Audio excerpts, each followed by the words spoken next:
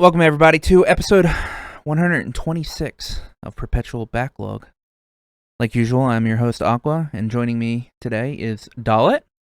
Hey, I'm here. Good to see you guys. Yeah. And Leek. Hello.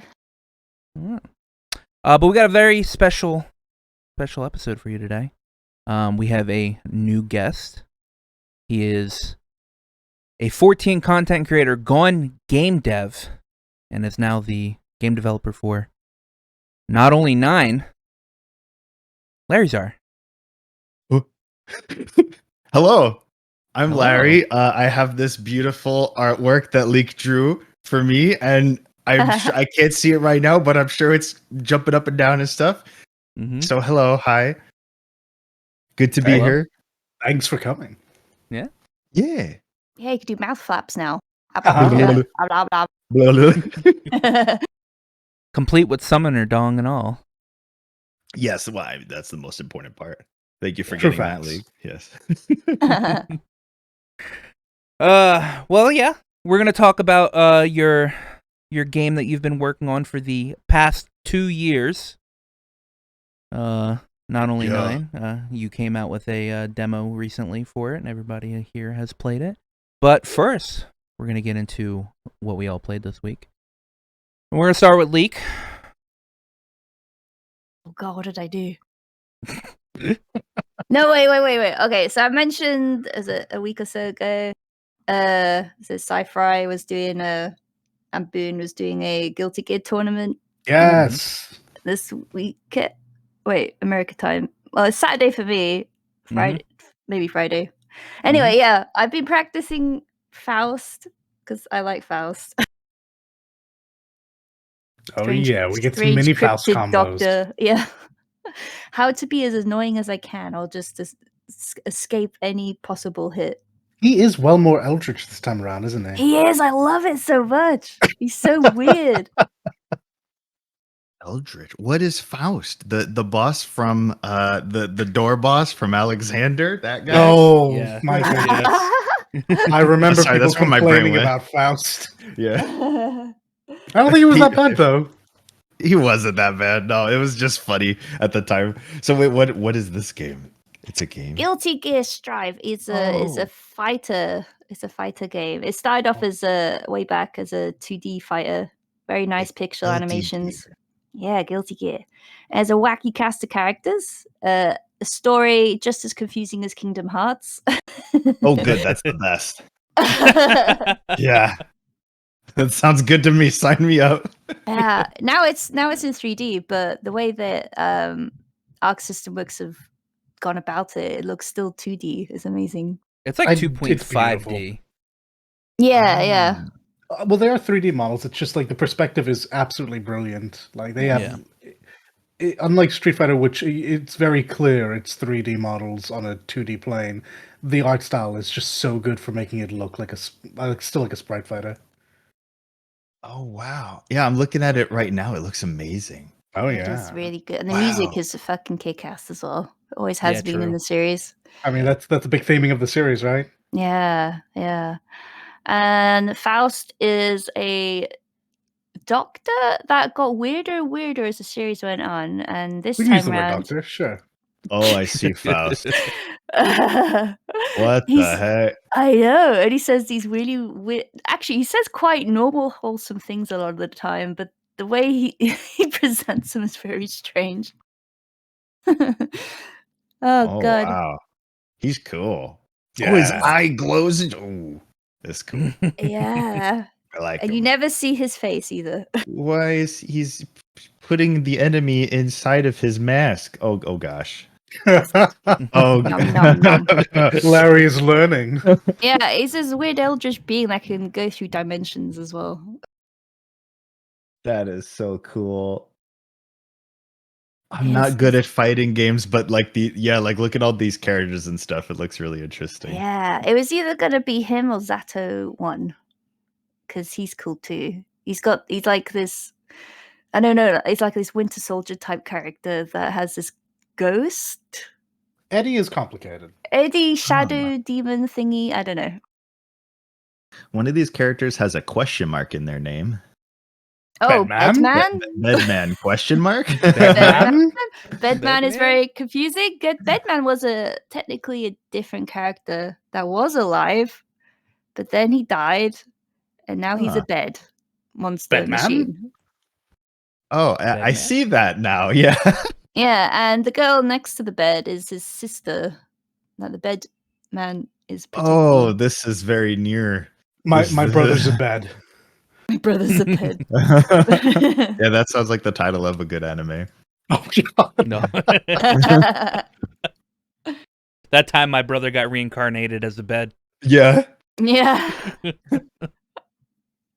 Oh god, yeah. So there's lots of very funny characters in there. And a good thing about Strive is that if you don't want to play a fighting game, you can watch it as an anime. It's true. Oh. Oh my goodness. Hey, that's the mode for me. There we go. Larry mode. Yeah. Yeah. Story mode that you usually usually assume that is like fight a bit, watch a bit, fight a bit, watch a bit. No, it's just watch. You just Cool. sit back. Yeah, it's just an anime. Congratulations. Welcome to this most current airing season of Guilty Gear. Strive. And it's impressive because he used all the in-game models and stuff as well. That's awesome. Yeah. It's kind of like Ashura's Wrath. How it Yeah. like going through that, it just felt like you were playing an anime. Like they even did like commercial breaks and on the next episode, like Yeah. between chapters. So good. Love that game. Oh, that game needed more love. Speaking of fighting game characters, I never understand why Azra hasn't popped into like all of the Capcom fighting stuff Right? as more than Man. just a costume. Ashura's Wrath needs more fans. It's so underrated. Facts. Come listen to Liam O'Brien yell for, I don't know, 6 to 8 hours. He's so good at Actually, it. it's not even that long, but It's somewhere around there. Yeah. Okay, what else I do? Oh yeah, Stardew Valley, of course. I love that game to pieces. Still, I've actually gotten much further in my farm that I usually normally do before it wanes, and then I play it next year. hey, very good. Oh, actually, the dev is actually going to be releasing a 1.6 update release soon as well. They stopped working on his new game, which is like a chocolate witch game. Yeah. Yeah, Yup. yeah, and he's going to be releasing new stuff for Stardew Valley soon. Man, the amount of support that game has gotten is crazy. I know. I mean, I guess this works in the theme of the show. Is like a very small time dev becoming.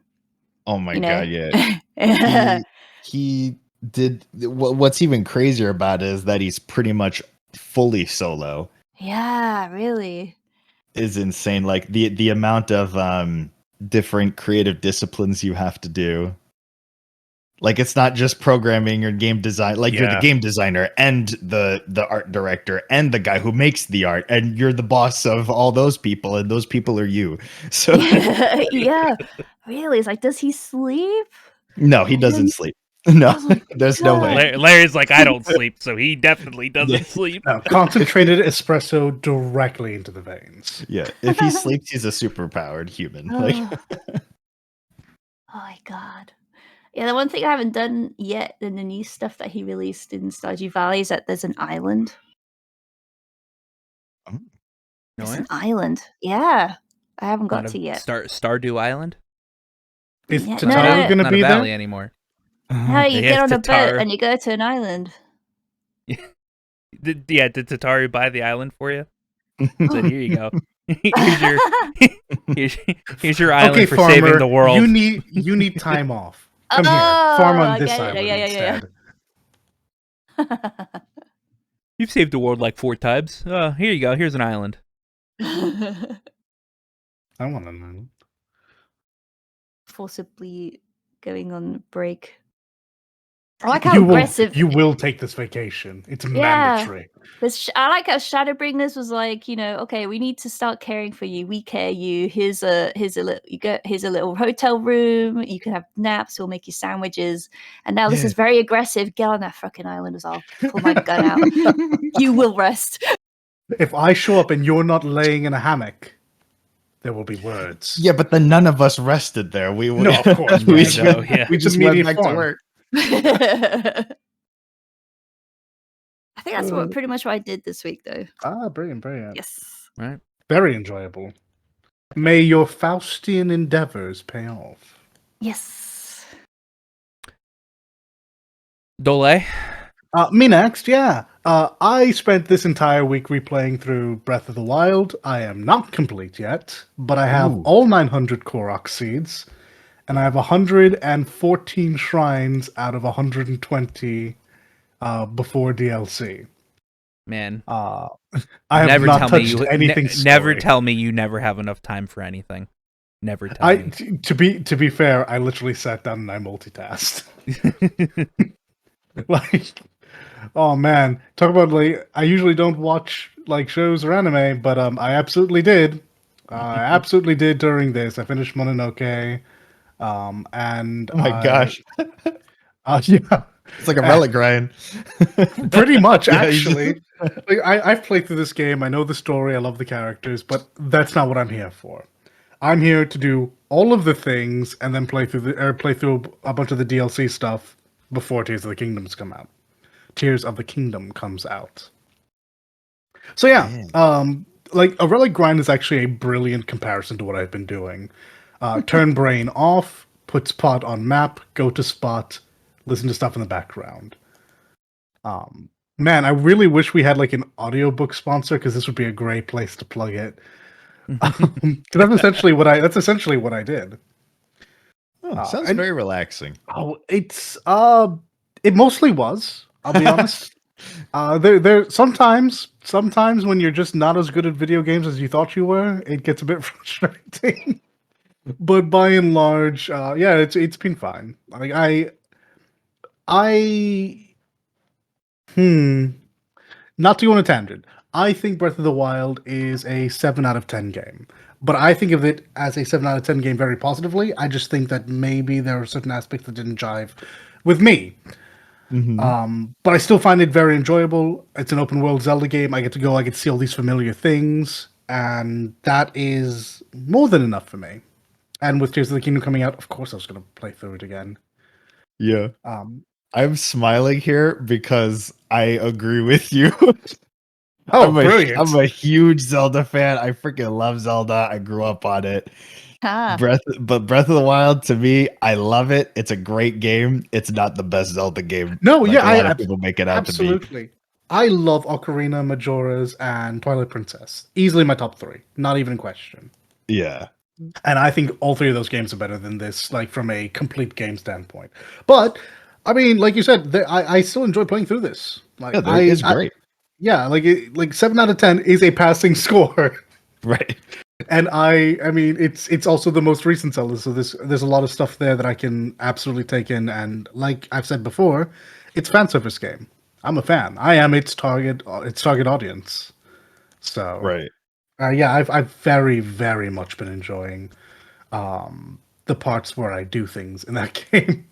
But I've purposefully been putting off the story for a bit. I got some various DLC in it, so I can click Ganondorf if I want to now. It's really cool. I have the Hero of Winds shirt, was really cool. Oh. Yeah, when I get these next few shrines, which I believe requires me to actually play the game now. So woe is me. I have to actually do stuff in the story. Right. See, that's the really cool thing about it is that you don't have to do the story. You could just do all these things and you have so much content to do. And then vice versa. You don't have to do anything. You can just go fight and beat the last boss, right? Like, that's what's super cool about it. But also, it makes it feel like not Zelda to me. I don't know. It's I think Zelda, but it's also not Zelda. Like it is this weird foreign game given a Zelda like facelift, which is fine. It's something new, which is always welcome. I like that it's new, yeah. But also, when I think of Zelda, I have a particular thing in mind, and this wasn't that. Like being able to run directly to Ganon was, like you said, I've never done. Well, that's not true. I did it once. It didn't go well. I am not that guy. I get through the blights, but then you run into the whole, do I have enough equipment and all this, that, and the other. No, that's for someone who's better at this game than I am. Yeah. But yeah, that's pretty much monopolized my time. Like, it's an open world game that I am trying to, for lack of a better term, clear. So that and work, and I've very much enjoyed it. So that's me. All right, Larry, what'd you do this week? Does Unity count as a game? I respect I mean, yeah. Kind I of. guess so. It's kind of a game. The Like game of developing. yeah. It's like if you really like games where you build stuff or you create levels or something. You're just advanced Unity RPG is maker. like You're just that. advanced RPG makering right now. Yeah. You're thinking about this the wrong way. This is just Dev Sim 2023. Yeah. You've heard of yes. Farm Sim. You've heard of like Football Sim. No, this is just Dev Sim. YouTuber sim. Yeah, just so. Yeah. Power Mhm. washer sim. So yeah, so Unity. That's what I tell people usually if they're like, "What have you been playing recently?" I'm like, Unity. Cries. But it's fun. I enjoy doing it. So there's that. But the other game that I've played only recently, not this past week, but the only other game I played recently was Crisis Core when that came out. Hey, So hey. I had to get through that, of course. Yeah. Yes, very good. Oh, Best yeah. boy. Yep. Had to have my time with Zach and have a good cry and then get back to work. Yeah. That's correct. That is all correct. Yeah. God, That's the fair. ending We did get me. I know what happens though, so why am I crying this Right? much? Hey, I man. know. It's the endings that you know that are coming that always hit you the hardest. And I always I say, mean- I say this as somebody that loves episode 10 of Violet Evergarden, but that is the worst fucking episode ever because that episode I was like 5 minutes in, I was like, oh, I know how this is going to end. 20 minutes later, heart. why can't I stop crying? Yeah. There was just lingering hope that I knew wasn't the case. Like, maybe they'll change it. Maybe they'll change it. Maybe they'll Right? change it. No. And then they did change it. Yeah, I was hoping. I'm like, oh, maybe they're gonna tie it. Surely Yeah, they'll tie it into the exactly. remake, right? Right? We're gonna get a oopsie daisy. Nope. No, just pain. Nope. Cry. Nope. Just Nope. pain. But in Just an Unity exact stuff, like, remaster. how's that going? Because I mentioned this before, but like I had to deal with that going through during Unity, and that was admittedly for me because it was so sound centric, not so bad. But for you, who's making a game, how are you handling that? And like, what's your how do you not go crazy? Well, I embrace that. I was to say. See, there's the secret. Are you asking if Larry's not crazy? Or Yeah. whatever? We know he is. Absolutely. That's the secret, Doc. That's the secret cap, yes. sorry. Yeah. You mean like using Unity as an application itself? Like, do you mean that or? like you fair because there's a lot to talk about in that regard. But just as an application, it's a bit unwieldy at times, and the fact that they use visual code is actually, if anything, a fucking like godsend. But Yeah. So the good part about Unity and the reason why I chose it, I don't want to get too much into this because we still have to get to Aqua's sure. playing, but I'll just answer this part really quick. So when I first started it, the reason why I chose it is because it uses C# in the back end, which is a language that I already knew how to do. So I felt more comfortable that way. And then the other reason was also the asset store and having plentiful assets to be able to utilize in Unity. So those were the two big reasons why I chose it as the engine. And then once I knew that, I went in and just tried like learning the application and just kind of being like, okay, I have no idea how any of this works, and just kind of embracing that for a little while of just like tinkering and figuring out what even is this, and what are even these different windows do, like just how to move an object, like just that alone, right? But overall, I think Unity as an editor is actually, once you get the gist of it, it's actually pretty user friendly, I would say, but it's a high learning curve. So like the beginning is not easy at all to first start, but once you get in, it's pretty user friendly, I would say. All right. Not that I've really tried other engines too much. But from what I know, like for instance, Unreal, it's a little bit more user friendly at the beginning. Past that, I can't really say much more. Mm-hmm. Sure. So yeah, that's just an overall initial first impressions of Unity. Sweet. As for me, I too like Dalit. I've been playing not as much Breath of the Wild over the past week. It is known to everybody I talk to most of the time. I loathe the Legend of Zelda series. I actually think it's You one don't of the like most Zelda? No, Larry, I think what it's are we one gonna of, do with them? I think it's one of the most overrated series ever. And I've played past ones. I've played Ocarina of Time and Majora's Mask. Thank you for inviting me, you guys. No, it's understandable. Yeah, it's understandable. I'm sorry, we didn't think he was going to disrespect you directly to your face. I will be joining you. So, I bought it. Yeah, Right? yeah. I mean, okay, so like, I'm not one of those people that look at a game and say this game is shit. I will play the game and then call it shit. Right. Yeah, because that I'm then informed. At least in my opinion. I mean, I bought the game for the Switch and I was like, you know what, I'll try it out or whatever. You know, I gave Nintendo money, even though I mean it doesn't matter because they're already rich as hell anyway. That's right. Even more so now with the Mario movie. Yeah, true.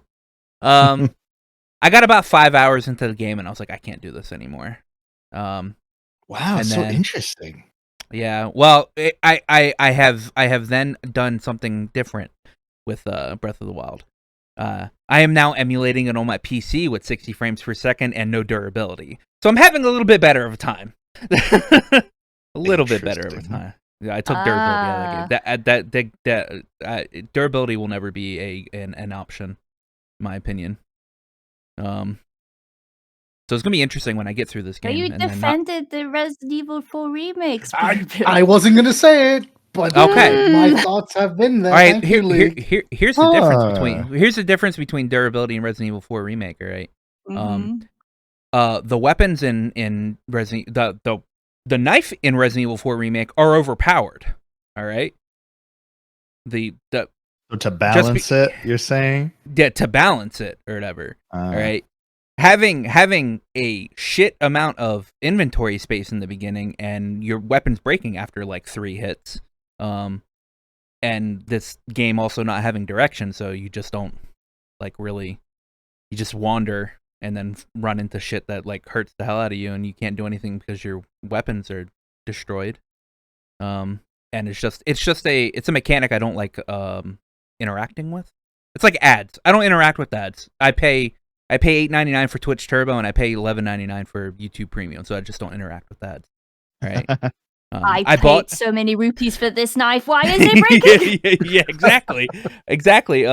And the durability in Resident Evil 4 remake after like maybe like a couple hours or whatever, after you've put the money into upgrading your weapon or whatever, or your knife, you don't really interact with the durability system after that. That's certainly true. Consider this though, and I'm not trying to sway you because I also am not a big fan of the durability in this game.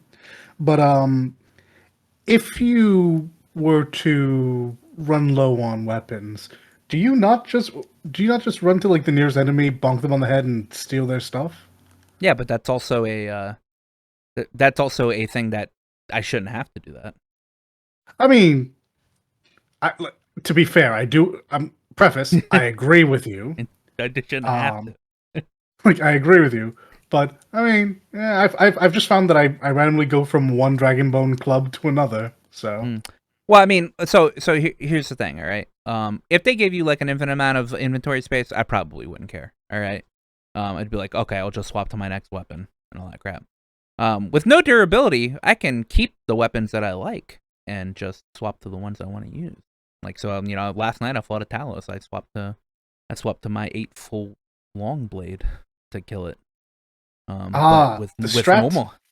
Sledgehammer. With normal. Well, the A-fold long blade does more than what Sledgehammer I have. So. I don't think that's necessarily true on Talus. I think that's a hidden mechanic. Oh no, whatever. I mean, I used a weapon that did the most. But yeah, to be fair, at this point, no durability. Just do a bunch of damage and you're good, right? Yeah, and that's the only cheat I put in the game is the no durability. That Simu gives you like 18 billion cheats that you could use. It certainly does. That's the only one that I don't want to interact with. Everything else in the game's like all right, I guess. I mean, it's a Zelda game, so I guess I'm having more of a fun time than I did with Ocarina of Time. But I also don't like Z targeting, and considering a modern game still has Z targeting, it kind of feels weird. I'm putting Z targeting in my game for you. Thanks. Yeah, let's go. Yeah. You know what? I already feel the Majora Maskisms of your game. Let's just go the full Monty. It's a good thing you gave the turn-based RPG. Yeah. So I feel like if somebody who really loves Breath of the Wild is listening to this, they hate the podcast now because we've either done the hey it's good or it's garbage. we have one viewer. And I'm pretty sure Little doesn't like Legend of Zelda either. So. Okay. We're talking to our audience. Okay, cool. Yes. Well. So yeah, Larry, it's just you and me versus everyone else. Let's go. League likes Legends. I'm the only one. I was speaking specifically Breath of the Wild. Have you played Breath of the Wild? I haven't because I haven't had. Yeah, League hates Breath of the Wild. But I love Ocarina of Time. I like the old ones. Yes, of course. Yeah, I like Link to the Past as well. I was forced to play Ocarina of Time and Majora's Mask a few years ago, and my heart, forced. Just stab me. While I could understand at the time because like I didn't grow up on Nintendo stuff, so I have almost zero proclivity to Nintendo things. I hate I hate Nintendo as a company. I understand people growing up on it that really love it. All right. But it's not for me, son. That's fair. It doesn't have to be. You can smash things. You can smash things. You can throw pots. You can smash things. Yeah, and you do that. And you know. Hey man, I smash things in Resident Evil 4. I walk up the pots and I break them. I walk up the cats and I break them. But Aqua, the lore, the three golden goddesses, Hylia. Yeah. Demise. The Hylia curse. Hylia who? Yeah, okay, fair enough. Is it the chickens? Is it the chickens? Those damned cuckoos. Yeah, totally. I have no idea what you're talking about. Definitely hit them. Go ahead. If you don't know, this is like shooting the lake in Resident Evil 4. If you hit them enough, you get a special cutscene. Nothing really happens, but it's worth seeing at least once. Oh, well, that's cool. Like I said, my time with it at the moment has been okay. Like I said, I took durability out because I literally just can't. I would never get through the game if I had to deal with it. Which I said it's going to be game too. Yeah, okay. You're gonna put durability on the cat. To be fair, at the end, cat does kind of have durability. Yeah, I mean the health bar. Yeah, I mean that's technically durability. Oh yeah, okay, that's true. Yeah, so I mean, yeah. That's fair. You throw a health bar on the cat, and we're good, I guess. I don't like durability either. Just to be clear, there, I don't like it either. No, I think that's pretty universal. Yeah. It's just I couldn't get through the game if I did that, and now I don't have to think about it. It's all right. So I'm just walking around doing shrines, all that jazz. I still haven't talked to Impa yet, so. Still technically on that first quest. What did you think of? Did you played the N64 ones, Ocarina of Time and Majora's Mask? Yeah, I played and I said I played both of them in a row actually. And what did you think? You finished them? Like, what did you think of them? Yeah, I finished them. At the time, if I would have grew up on the game, I probably would have enjoyed it. But I don't think the games age well. Like control wise, you think, or like what? Yeah, actually, very much control wise. Again, I absolutely hate Z targeting. Okay. Yeah. So it. What kind of games do you like? Because maybe it's just that you don't like the genre in general, like the adventure game, right? Like, I mean, okay, so I mean, I do like Dark Souls 1 and 3, and I do like I did like Elden Ring. So action adventure games I'm okay with. Okay. I mean, I play pretty much like almost every video game except for visual novels. I can't get through those. I go to sleep. So like, I mean, that gives a little visual novel-y. Yeah. It's just, That's good. Walking visual novel. The visual novel, obviously, I'm talking about is like stuff like Clannad or Steins Gate, where you're just like right. It's literally just 2D art. Yeah. Right. Yeah. Like, I mean, I could play Persona 5 because like half of Persona 5 is literally a visual novel. So essentially, yeah. And what's interesting is Steam recommends all the Persona games on my games page. Makes so it sense, somehow actually. somehow it like correlates it with like the users who've played the demo or whatever. What a sick algorithm to hit. Right? Yeah, right? really. Like, yeah, I was happy about that. It literally got every single one, and like occasionally it'll pop up a Final Fantasy game too. I'm like, yes, this is what I wanted. If you like Final Fantasy, you might like not only 9. Right. But yeah, Persona's like that. Mm-hmm. Yeah, they're okay. Like Majora's Mask and Ocarina of Time are okay. I understand people's like love for the game. I also had like somebody kind of backseating me while I was playing it, so I like a little bit less enjoyable. So maybe if I did a replay of them at some point in time, but probably never will. No, don't do that. Instead, play Twilight Princess and have the best partner in the entire series. What, Midna? Oh yeah, Midna. Yeah, Midna's good. Yeah, maybe, I want to replay that. Yeah, I'm gonna. Yeah, I haven't played that in a long time. Other than Breath of the Wild, I played I'm like halfway through my replay of Jedi Fallen Order. Hey, love that game because Jedi Survivor's coming out in like just over a week. I again did not know how many mods were made for this game. There are a lot of mods for this game, like a lot.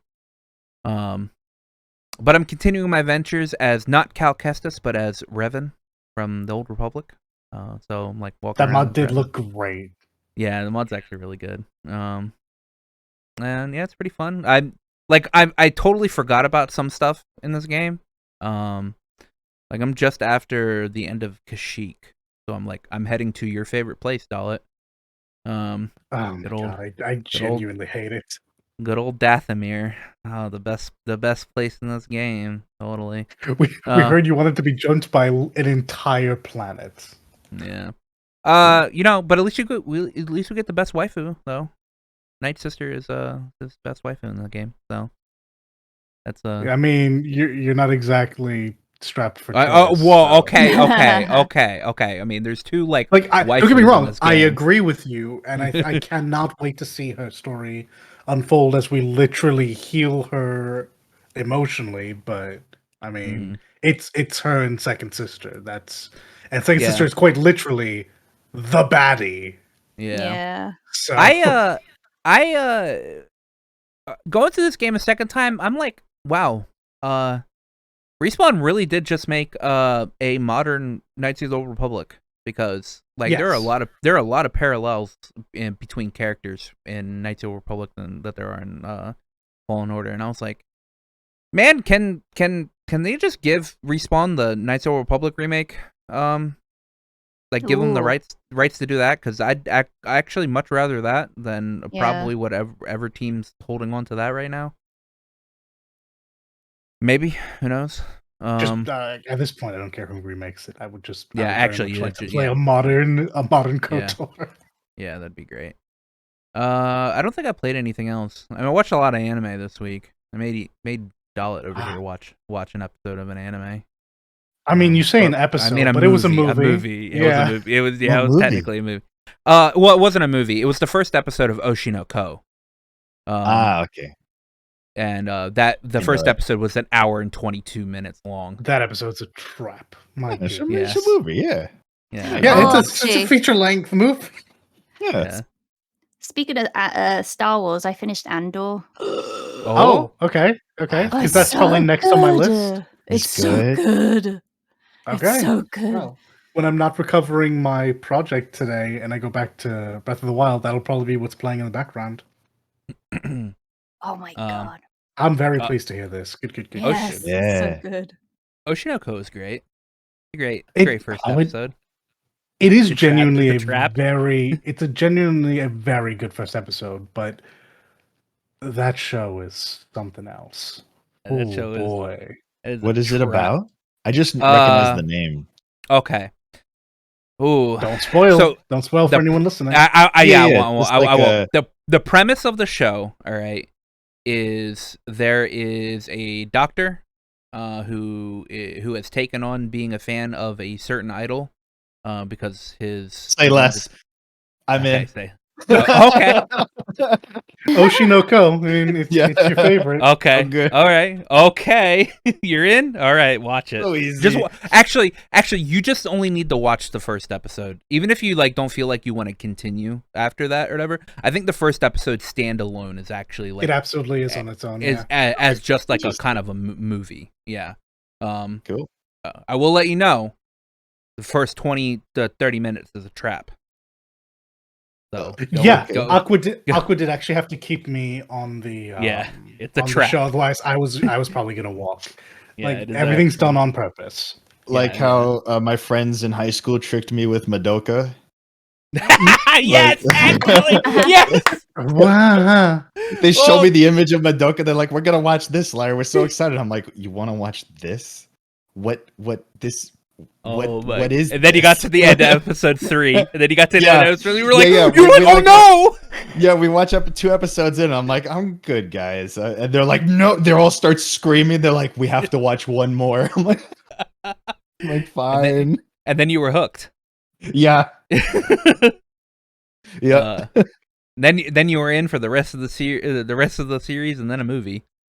Right. One movie? There's like 3 of them. There are 3, but the first 2 are recaps. Oh, fair. So you don't actually have to watch the first 2 movies. The third movie, showing my ass. Great movie. Love that movie. As for video games wise, that's I played like 5 minutes of Vampire Survivors because you can actually type in the like beta area of Steam or whatever. You can type in new engine PLS. So new engine, please, or whatever, and it will update your Vampire Survivors into their new beta engine for the game. That actually gives you like graphical options and shit. Oh, neat! Wow, yeah. Really neat. Actually, I don't think I've heard that before. Yeah, originally cool. the game runs in just specifically window mode. But if you do that, you're able to set like actual resolutions. You're able to have like borderless window, full screen, all that junk. So that's pretty good, and it runs pretty much the same. I mean, you're not. It's Vampire Survivors. You can literally run that actually on potatoes. So yeah. But that's actually all I did this week. Hey guys, don't forget to sub to the channel if you're into what you're hearing. While you're down there, remember to like the video as much as we like you. You'll be good now. Yeah, we can actually move into our topic because Little told me earlier that he did not give us a question. So normally we have like an in-between section where one person, I'm sure you know who Little Vegeta is. He'll send in a question via email. And it's usually to troll me, but he didn't do it this week. So yeah. Tisk. Yeah. So yeah, Larry, we have brought you on to talk about your game that you've been working on the past 2 years. Not only 9. Could you give us a brief description of this video game you've been working on? Yeah. So not only 9, I learned about this from Steam, that people on a Steam page, they will with their eyeballs look around the page really quick. And so if you take that, they want to get the genre almost immediately and what they do in the game almost immediately, right? Yeah. So that's what I have in the description. The very first line is, it's a narrative turn-based RPG. If I had to figure out a genre for it, that's basically it. So it's a narrative turn-based RPG where the only battles are the bosses. So there's no like extra enemies or grinding or anything like that. It's just the bosses solely because for story, it's just a story device. So that's why they're there. And then it's you playing as a cat in the afterlife trying to save your human. And while you're there in the afterlife, you meet all these fun, happy characters, and you help them become what's known as becoming complete and finding their true purpose. So it's very much like just a cozy, fun, happy cat game. Yep. Oh, Super wholesome, super nice. So now who's tricking people? Yeah, that's actually one of my favorite things to do. So Larry, I'd like to start by asking you this question. Yeah. Given your premise, given the name, people might be a little curious about the image they find associated with it. What the thumbnail, like the? What do you mean? You know, the giant reaper. Oh, Curious about the reaper. Yeah, it doesn't seem to mesh with what you just said. Oh, you talking about reapers are cute. That's Reapers right. Reapers can be absolutely adorable. Yeah. I'm just curious about this juxtaposition is all. Right. See, yeah, that's there on purpose. I've actually had a few comments of people being like, the gameplay, the thumbnail or whatever it's called on the capsule on Steam, the capsule header thing, it doesn't match the cute, cozy gameplay. It's scary. And I'm like, well, that's because I need to also convey that too. So because that very much deals, the story is very serious and deals with death and nihilism, I don't know how to pronounce it, and yes, the universe and all these like heavy topics. So I have to try and convey that too. All right, I'm gonna reel you back a little bit though, because some people might not even know who you are. So, yeah, so please tell us about yourself and where you came from. Like, I know you used to make videos about games and also cosplay, right? I do remember those. I did. And yeah, I used to play a funny old game called Final Fantasy 14. Yeah, so tell us your backstory. Cool. Yeah, I forgot about that. To be like, hi, I'm Larry. So I'm Larry. I'm primarily from the 14 community. That's pretty much like where I got my start on YouTube, was making 14 videos. Just like making silly stuff because I just had like ideas and I wanted to make silly, funny videos and share them with people. So that's just what I did. And so I built up a YouTube channel pretty much focused on 14, and I still play 14. I still love 14. I still very much consider myself like part of that community, but I haven't really like done videos of it recently. But yeah, and I also I did cosplay. I made a Genji cosplay. Haven't done cosplay in a long time either. I miss doing that. COVID put a little halt on that, and I haven't picked it up since then. But yeah, so I you might know me like from the Basically videos, were my like particularly more popular videos. Those. Yeah, they're fun to make. I really love making those, and I still get like the itch to make videos too, but at the moment I'm just completely focused on game stuff. So because I tried doing both, and for a while I was like doing both YouTube and game, but as soon as like I paused doing YouTube and solely focused on game, I like shot up game productivity a ton, because not just the time it takes to work on both, but just like the creativity of I'm spending my energy making this video, and then after that I'm too tired to think about other things for the game. So I had to separate them somehow. Yeah. But yeah, that's pretty much me and how I got started in all this. Yeah. So where did the like, I guess, urge or want to make a video game come from? Well, I always wanted to as a kid. I mean, that was what I would like tell my parents, because when you're young and you're like, oh, what do you want to be when you grow up? I wanted to make video games. I would want to be a video game designer. And I wanted to be like Miyamoto because, my favorite games was Zelda. Sure. Mm-hmm. So I wanted to be like him.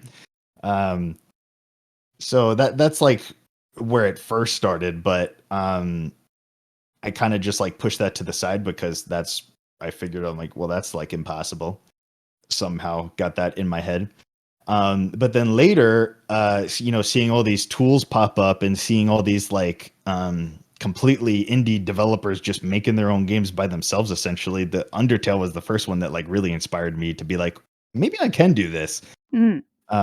So that was huge, like seeing Toby Fox make Undertale and learning about him and how like his story going through it. I'm like, wow, that's so inspiring. I want to do this. I have a story I want to tell. And so I just like, float the idea around, and eventually I started learning software development, like just for a day job. So I'm a software developer as well. And so I taught myself how to code.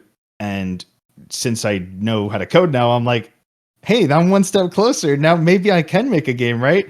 So then I started researching engines and what to pick from that, and decided to go with Unity because it uses C#, and that's the language that I first initially learned how to code in. So every step in purpose of the greater dream.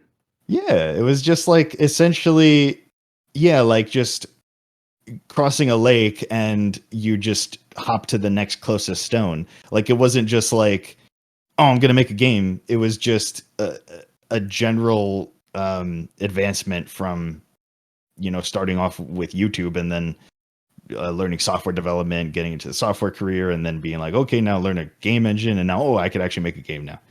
So yeah, it was just a natural progression. Sweet. Oh yeah. No, I want to I picture this like a dev team as like the A team, right? You got one person doing one task and another person that does another task. Like you do the coding and stuff, right? But who are the other people in your team, and how did you get them together? Yes. So I have five people that I work with. So this is a whole story too, but so I make essentially everything that isn't the art I do. So I had to outsource art. One of them is just assets like off the Unity asset store. So for like, bulk things. But then for things that I needed like actual customized art, I needed 2D artists for that. And so my friends in our raid group, who are very close friends for many, many years now, like they went to our wedding and everything. Fesh and Very, they are just amazing artists, and I've been fans of their art for a very, very long time and known them for a long time too. And I was like, this is just a natural thing to ask them to be part of the game. First, I just brought Fesh on at first, and then I brought Very on after. I realized, wait a minute, we can actually like really speed this up and get. I can have Very help out as well. So I'm really happy to have both of them on there because it's just like super fun chatting with them and figuring out like, hey, we're gonna make people cry, and then Fesh will draw something, and then Very will be like, oh, what if you do this? And Fesh will be like, that's a good idea. And yeah, so Fesh and Very have been huge and instrumental throughout the whole process. They do all the 2D artwork. Fesh does all like the CG art and like cutscenes and stuff. And then Very does the portraits in particular. Then I also needed a 3D modeler, and so that's Sasara, or Sassy in the game. There's a character Sassy is a meerkat. That's Sasara, and they made everything. Yeah, he made all of the. He made the boss models and the animations on Loon. So not the world animations, but the battle animations on Loon and the boss models. Okay. And a couple of other little things too, like the tower model and such. So I have him for like the highly customized work. The Loon was made by actually the same person who I got all the animal assets off of. So the entire asset, it's an asset pack of all these animals that I'm using as like the souls in the afterlife. And there's like hundreds of them that I have, and that's one asset creator on Unity. But I messaged them and be like, hey, do you do like any custom work? Because I just really like the style, and I wanted the main character to match that style. And so I worked with him to create the initial model for Loon, the cat. So he's a very core instrumental part too. And then lastly is Dan. He's the composer, and him, I got so lucky finding him. It was a long time just researching music and just figuring out like at first is just how do I even get music like composed, like how does that even work, like for commissioning music, like this is insane. I didn't even understand the process at all, like, you know, being like, oh, I have an emotion I want to inflict, or like I have a moment in my head, how do I convey that to the composer, right? Dude, I understand that. I have an emotion I want to inflict, Larry. Yes. Yeah. That's all of my conversations with Dan. I have this particular feeling and I want the player to feel this right now. So I basically just searched around and listened to a ton of music creators, and I eventually found him on Newgrounds, actually, by a recommendation from Reddit. Was a lot of like music creators will go on Newgrounds to work on games. So I was like, oh, okay, I was like, I haven't been on Newgrounds since high school, but right. So, but apparently it's hopping with in particular audio people. So I found him on there and just like searching for music, and I messaged him because his music was freaking amazing. And I messaged him, I'm like, can I please help? Can you please work on my game? I love your songs. and so we had a long chat, and I like explained like the story to him. Like I gave him all these documents about the world and everything. And so like, because it's very, very important to me that the music really fit and it had to be integral to the story. So he's been a very big part in just making the whole game feel right. And so I got very, very lucky with Dan. Yeah, he's insane. I heard there was like vocals as well in one of the tracks. Yes. Actually a couple that aren't in there yet, but that I have like 50 tracks. Dan is a machine. That's his friend. Like I didn't even ask him to do that. So in the Nebula, the first area that you go in, and it plays the song with the vocals. That's by Elisa Height, and that's just his friend. And I explained to him the area and the feeling that the player should have, and like the lore of the zone and everything. And so he came up with that, and then he goes, and then I did these vocals too, and I created my own language. I'm like, wait, what? Excuse me? So like what she's singing is just a language that he made up. Like, and he like wrote it out for me too. So I have that. Like, wow, he's insane. That's so cool. He's awesome. Yeah, and the music was so strong throughout. But yeah, specifically in that first area, because of the vocals, which crop up again later on, I believe. Yes. Super nice. Like finding him must have been a real treat. I have a very specific thing about that first area, by the way. All right.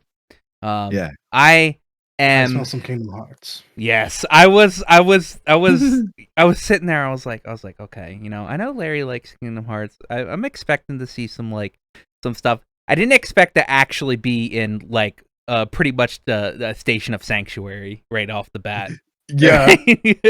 So that actually, the area in particular, I actually wasn't thinking Kingdom Hearts at all. Like for the Nebula, It just turned out that way, I guess. And then when I went in there, I was like, oh yeah, this is that. Like, but the swords were very much Kingdom Hearts on purpose. Yeah. Okay. I was sitting there like I was like he just picked Kingdom Hearts. This is strength, magic, and shield. Yeah. So when as a kid played Kingdom Hearts 1 for the first time, that choice stuck with me for some reason. I just thought it was so cool. And so I wanted to, and what I'm thinking of is not necessarily the like in Kingdom Hearts 1, not necessarily that it's like, oh, you're picking strength, you're picking defense, you're picking magic. What stuck with me was the descriptions of them saying, you know, the power to protect your friends, or the power to shield others, or whatever, right? Or the power to, from whatever it said for magic, like wield destructive forces or whatever, right? Yeah. And then you're like, ooh, a power to protect my friends. Yeah, I want that. Or, ooh, I want the destructive force. I want that. And then it goes, okay, now what do you want to give up? Yeah. And then and just thinking about that, and like, you know, power to protect friends and give that up, I'm like, ooh. So I was just thinking of like that feeling that I had as a kid. And so I wanted to put that, like, make the player have that feeling that I had. Which sword did you pick, Dull Aqua? I picked what was the equivalent of like the protecting of friends option. Yeah. That's Valor, yes. Yeah, I picked Valor, and I think I gave up Ambition. Interesting. You gave up Ambition over Despair? I picked Despair. Hey man. Oh, actually, you know what? I think I did give up Despair, so I had Valor. Yeah. Yeah. I mean, I'm not Sephiroth, man. I'm not giving Despair out. All right. Shall I give you Despair? Yeah, really. Shall I give you Despair? Got white hair. I'm totally going with Despair. Then what did you give up, Leek? Ambition. Okay. So I actually I did it twice. I chose Valor and I gave up Despair, and Todd was very happy about that. Right. And then that's what I think people would do first. Exactly. Valor, Despair. And then when I went back the second time, I specifically chose Ambition and I gave up Valor, and he was not as happy that time. Yeah. Said he might know someone who'd like me, and it's not him. I wonder who. Todd was very creeped out by my choice. It's like, oh, that's really dark. Right. That's actually this is so cool to hear these things, because this is exactly what I'm aiming for, is this type of interaction. And so Dala, what you did, the Valor first give up Despair is exactly what I would think majority would do, right? Because it sounds like that's what's good. But after you play the game and you realize what these things are a little bit more, and what Todd is and all these things, then you choosing that to pick Ambition and give up Valor is like, oh, I did something right. That's what I wanted you to go for if you knew. That's so cool. Essentially, you cursed me with knowledge, and my immediate thought was, okay, well, I have to know what the inverse is, because it's literally antithetical to what was my first choice, and it's going to make a difference, if only just in dialogue. So yes, it's very much. I actually had to change some dialogue for the swords, because I was seeing some people thinking that it was full on completely separate paths, and that would be 6 paths, by the way. Yeah. It's not. There are just dialogue changes throughout. And it's particularly in the Nebula in the beginning there, Todd is very interactive with things that you do there. But throughout it changes some things, but it's not like a whole new story. That would be way more development. Yeah, I can't do that. So yes, but he does interact, and actually there are other things you can do there that isn't picking a sword. You could actually have no sword.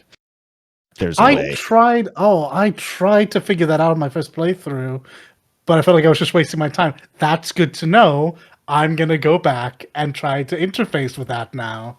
Yes. I've actually seen some people do it their first try, and the other one, which is there's a way to not give up one. I've seen somebody do that the first time too. And so that's really fun when people like discover these things and go, "Oh my gosh, it interacted with what I did there." And yeah, I actually had to make some changes to it because I felt like what's the word? Like I wrongly thought about what people would do. So I had to change it a little bit. Like for instance, a very simple thing is if you read each sword, at the third one, Todd will respond and be like, "Oh, you're researching. Good to be informed, right?" Yeah, he did that. Yeah. So he didn't. Now there's something to that, right? But and I won't say it, but he used to only do that after you did it 4 times, and so I wasn't really seeing people get that dialogue.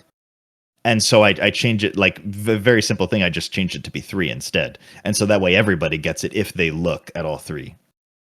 And so that can cue you into, oh, maybe there's something going on there. And so, yeah. So there's an interaction there too. And there's actually another thing that I won't even give a hint for, but there's another thing there that's even more secret. But all these things that I put in have nothing to do with which sword you're choosing, but other things that you have control over. Oh, interesting. I like these little things. Good. Yeah. I want to have stuff like that because I think it's really fun. Larry's just being Yoko over there, being like, "Yes, there are other things you can do in this game." I don't think that's like terrible because I absolutely did, like my first time through. Like I said, I was purposefully trying to be ridiculous and very hard to please, and Todd let me know it. He absolutely had to yank me back a couple of times, and was very pleased when I wasn't just willing to go along with him. So yeah, no, I'm very much enjoying the level of detail in this. Like, this is just the beginning. This is before we even get out into the game proper. The very first choice, I wanted that to be a thing where you could interact with Todd and mess with him. Yeah. And yes. Yeah. It's a choice, sure. The first few times. Wait, so interesting. What, Dalit, when you said he yanked you back, were you what did you do? So after the first refusal and the incorrect, I just turned around and I walked away. Oh. And there was a very cat on a leash moment. I put that in specifically for people like you. Because I saw people doing it. They were running away and they ran really far. And I'm like, no. No. Come back here and pick a sword, damn it. I fixed that. Oh, no, this is after that. But this is after that. But yes, there's that too. That's a thing too. I wanted to find a bunch of these little things. Like I had like 100 and some odd minutes in the game, mostly because I was just messing around at first. I was wandering around, purposefully trying to do things like this. And yeah, I was really quite pleased with the amount of detail in the we haven't even really begun section. Yeah, thank you. That's so cool. Yeah. Going back, go. Oh no, you go, Akwi. You go. Going back to like picking, trying to like being asked like different questions about like your the soundtrack or whatever, trying to convey stuff. Like, I understand that because I had Husky do the opening and the ending to the podcast, all right? And he was like, okay, and then asked me like 12 questions, and I was like, I don't know how to answer these questions. What am I trying to do here? I'm like, I need something that sounds very retro, but also kind of metal. And he's like, Right.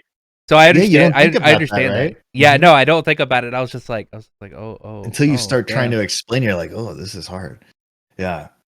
What I do with Dan is, go ahead. No. That was it. Okay. So what I do with Dan is, I'll explain. Okay, so for instance, Ursa's theme, the theme that plays around his house. Yeah. I explain.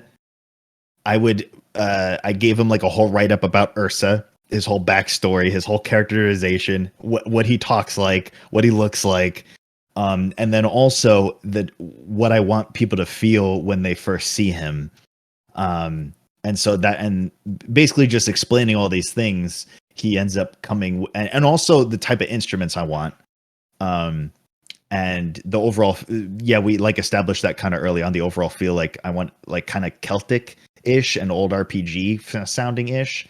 And so he came up with this. And so there's been very few times where he comes back to me with a song and I have to ask for any kind of change. Almost always I'm just like, I don't know how you nailed that instantly, but you nailed it. And yeah, it's just every single time almost. He'll come back and I'll just be like, "That I'm floored. This is amazing what you just came up with. I don't know how you got that from me saying just a couple sentences." Like, holy crap, you conveyed exactly what was in my brain. Exactly. Yeah. It's fun. I could gush about his music forever, so I can't wait to hear more of it. It is very good. What's I'm glad to hear it. What's the second area called again? It's not Orion Forest. Not just the actual where a bulk portion of like the mass training happens. The village, Orion Village. Orion Village. Oh, that piece was really nice. Oh, the song there, yeah. Yeah, it's probably my favorite one, right up until and including when I tray the guitar and it takes a very different turn. Oh yeah. Oh, it's so good. Yeah. I love it. Oh, you gave him the guitar? That's Dan. I absolutely did. Yeah. Yeah, me too. It occurred to me when I was saying, I was like, oh, hey, wait. Yep. Yeah, it's Dan. Super sick. I asked him, I was like, okay, Dan, pick your animal, right? Because I give him a sheet of all the animals. I'm like, okay, pick your animal, Dan. He goes, I want to be this blue parrot. Make him the metal parrot. Call him Dan the metal parrot. And he says this. And I'm like, okay. He'll say that. I don't know what that means, but here you go. You knew what you wanted. Yeah, yep. I like the really loud burp in the model house as well, where he tells you about the Reaper backstory. Oh yes, that bird is all caps. Oh my god. I'm glad you like him. I had a gunpla enthusiast in mind with him. Like he's like, or like a 40K guy. I see that. Right? Yeah, that's what I thought of with him. And the spinny fish. I love the spinny fish. Yeah. That's Fish. That's our artist, That's Fish. Yeah. That's Fish, and there it was the fox. Yep. And I asked them, like, what do you guys want to name it? And she's like, I want Fish and I want to be a fish. I'm like, okay. I mean, that's understandable. Yeah. For the characters that, and I'm probably jumping ahead here. So does anyone have want to get any broader questions out before we just hammer Larry with all these very specific things? No, I was just gonna say I remember walking into the house and seeing a computer rig that's better than mine, and I was just like, okay. Oh, the hedgehog, yeah. Yeah. I like him. Yeah. He has a cool setup. I named him Naoto after the creator or the designer of Sonic, the guy who designed Sonic the Hedgehog. Okay. Yeah, that's where his name's from. Yep. It's all coming together. No, Dal, you can continue on with whatever question. Yeah, I just want since we're talking about the characters, I'd like to chat more about them. They're all very darling, even when they're not. Yeah.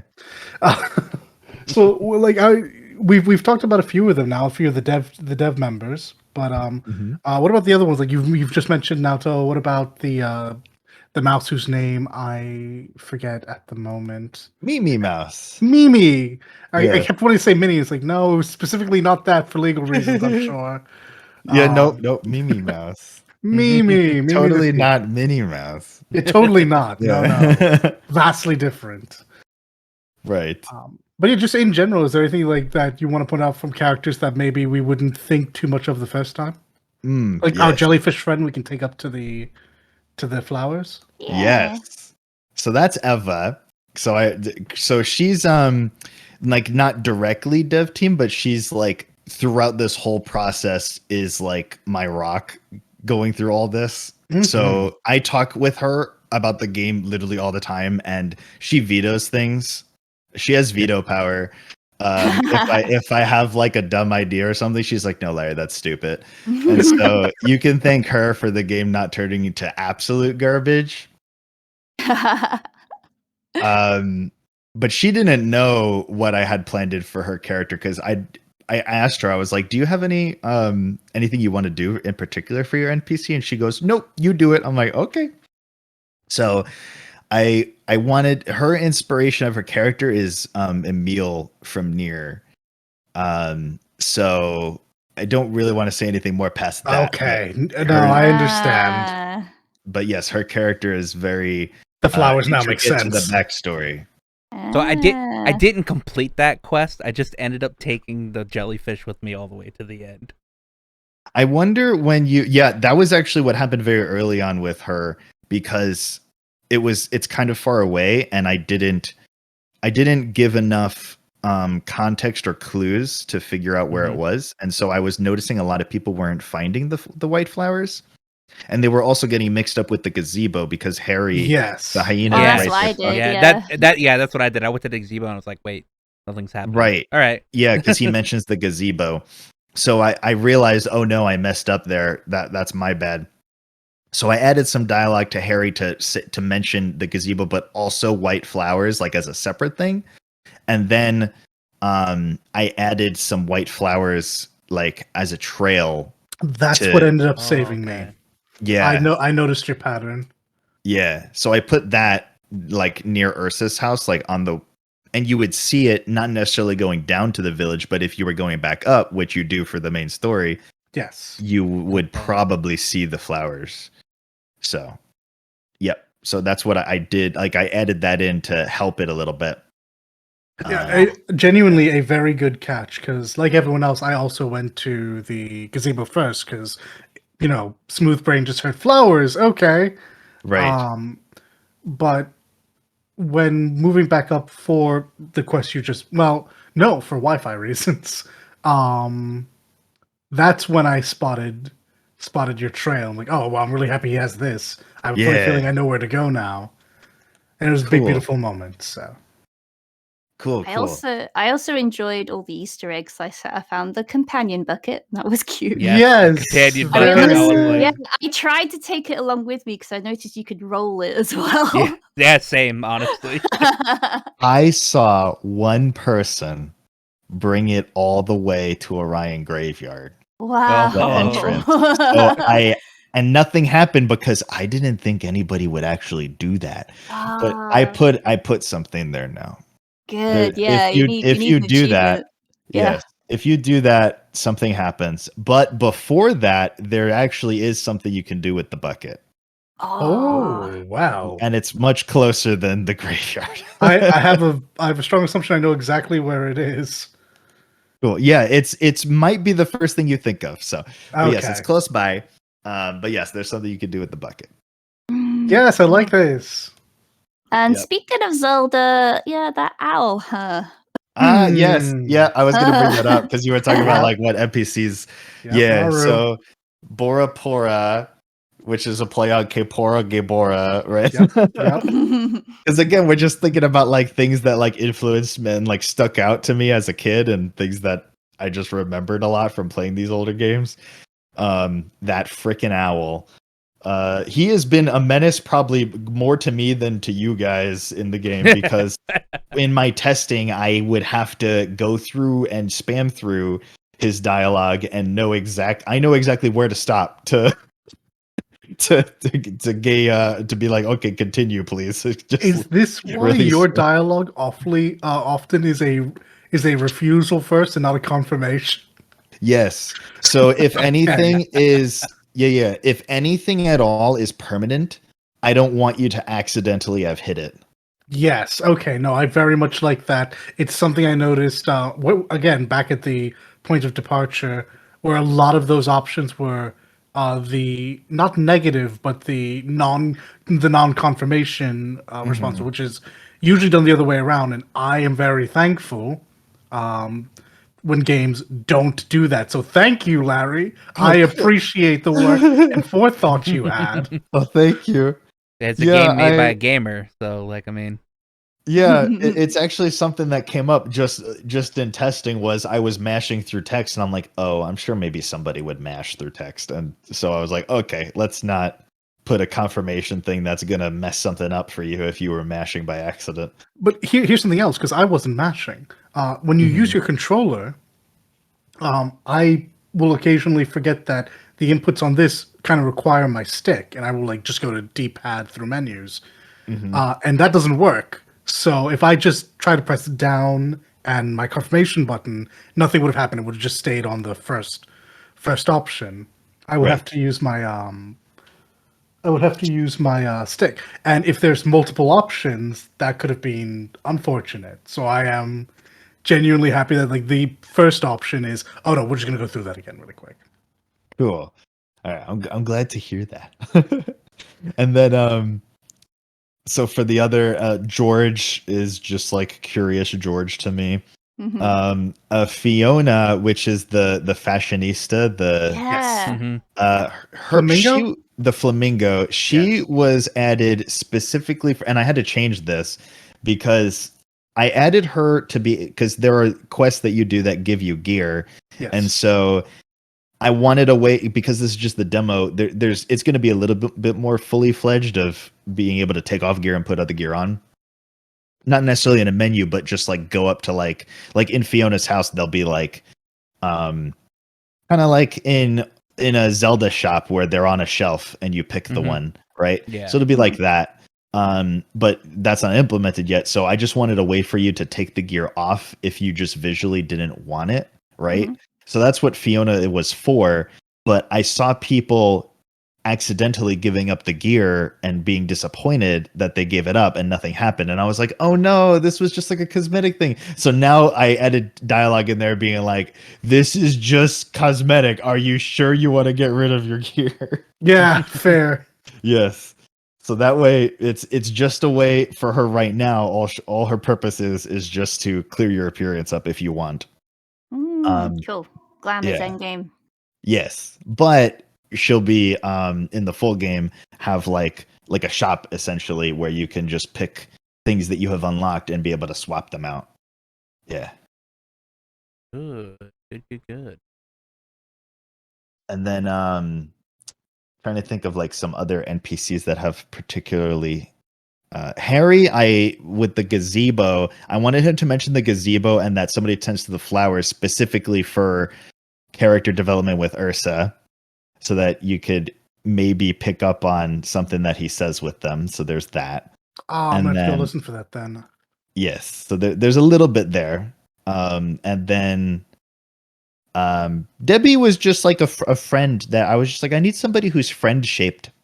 So I picked Debbie. Yeah. And Debbie was darling right up to the point of she's too scared to go to the graveyard with you. Yeah. Fair. Understandable. You go be darling. We'll return to you at some point. I like the cat in the box meme thing as well. Yes. Oh yes. Yes. I need you to sit in that box. Why? Just sit in the box. Do it. That came up from just wanting to have some type of like quest, quote unquote, that is something a little bit more than just talking to somebody. So just it's a pretty easy thing to just like it's just like a trigger that knows that if you walked into it, right? So, but it like shakes things up a little bit. Sure. So, yeah, and it's fun. Yeah, and I'm really interested to learn more things about the world itself, and also like these echo books that that keeps getting mentioned. So inbuilt lore ? Yes. So that's a way for me to also introduce being able to do like more memory sequences. Like the first memory sequence that you do, I want to have like stories like that where you can like find somebody's echo book. For instance, maybe you find Ursa's echo book and now you have a story. You accessed a memory from Ursa and now you have a first person narrative from him, right? So that's like one that would be like if you were reading somebody's echo book, it's that. But also a way to like, one of the things for building a world is, okay, so you have like this setting and there's problems that these characters deal with. What would the world look like if they had these problems, right? And so one of their problems is they live for so long in this afterlife, they exist for so long, their memory isn't going to hold up to that, right? So what do? Oh, they create these echo books to fill up with all their memories so that they don't forget things. So that's just like where that spawned from. And then it also will have like a system gameplay aspect to it too. Enjoying the video? Remember to like and sub. Helps out the channel a bunch, and we're grateful for everyone we get. No, that's going to be really cool. Yeah, more lore, more lore. Yes, the lore is the thing that I'm very excited about, and something that I think the thing that I worry about the most and that I'm the harshest on with myself is the writing and the lore, and the whole world building and characterization, and basically every aspect that's writing, right? And so a lot of the feedback that I've gotten from people is that they really liked the writing, and so those are the ones that make me go, oh, but thank you, because that's the ones that I'm so hard on myself about, and that I'm trying really hard to get right, and because that's like the most important part to me is the story. I think you've done a great job, like to the point that literally, hey, fuck you, Larry. I didn't play this game intending to feel so much. Oh, I got bad news for you. I'm sorry. It was like, oh yeah, look at this, a bunch of cats. It's gonna be great. Jumps in, is immediately hit by like the Fields truck. Yeah. Oh, okay, cool. All right, Dad. Thanks. I heard somebody say, "Oh, Dad got truck cooned." I was like, Yeah. I was like, oh man. I'm pretty sure I have also said that when going through it. I was like, oh, I guess he's isekai'd, I guess. When I said truck, I didn't recognize what I was setting myself up for. Yeah. Oh no.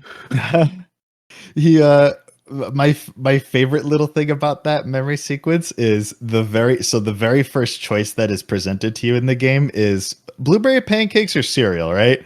And then the second choice is call 911. Yes. Yeah. It literally goes from, hey, what do you want, sport, to, oh my god, is he dead?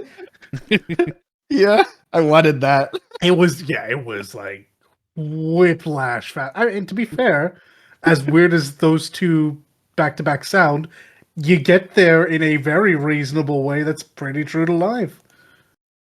Yeah. You just turn around and suddenly it's like, hey man, I just wanted to have some pancakes, all right? I didn't know that selecting something would mean the truck's gonna come through the damn wall. How dare you ask Dad to make pancakes, by the way? He just failed making pancakes. Exactly. You go, Dad, I want pancakes. Exactly. What the? I should punish you. It's like, why would you make this poor man do this? Yeah. One less Dad for you. Yeah, Did you all say your levels are stat or subtract dad? by 1. Oh, you said stat. I also heard one less dad. No, Yeah. One less Dad. Well, Oh, you did no. get one less I mean, Dad. Everybody. That's true. True. Everybody got one less Dad there. Oh man, but it trust me, I did get one less stat, man. My constitution took a real hit on that. We'll make a It was more like- Constitution saving throw. I was did not pass. I failed miserably. No, it was more. That was more of a psychological saving throw there. That was Nope. that the was tears were definitely very mental real, I'm just issues. saying. That was definitely a mental issue there. I don't know. I actually felt a physical pain in my chest, so I don't know about Oh, that. man. I love my father, so I get real weepy whenever a parent gets into trouble into media. Yeah, me too. Especially father-child stuff to me is what gets me. So Yeah, that's why I write that. yeah. But yeah, I'm really happy to hear you guys like that part, because again, that's like that one part in particular is what I like am so harsh on myself about, and hoping that people like it. So, and it's important too, because the way I view it is this, it's a little bit long, but this beginning segment is important to me that it's there, because it gives you a little snapshot of the game. in my view of what the game is. This little part here gives you exactly just what if you were to foil it out, this is the game. And so it's important for me to get that, and also to weed out the people that might not like the game, because it's a very heavy narrative game. Mm-hmm. And so right at the beginning, I give you some narrative to be like, okay, if you don't like this might not be your kind of game, and that's okay. But this is a narrative game, right? So that's why I have that pretty early. But also, how dare you play the game? Yeah, you'll be like, now I'm gonna hurt you. Yeah. That's the other thing, when you're writing and you have characters that you love, it hurts to write them having bad experiences, but that's what makes a story. Yeah. It hurts. Thank you, but ow. Yeah, no, I think the rating's actually been very strong. I don't think that's going to be... If anyone has any issues with it, I can't imagine that's going to be a sticking point. Oh, no. Well, thank you.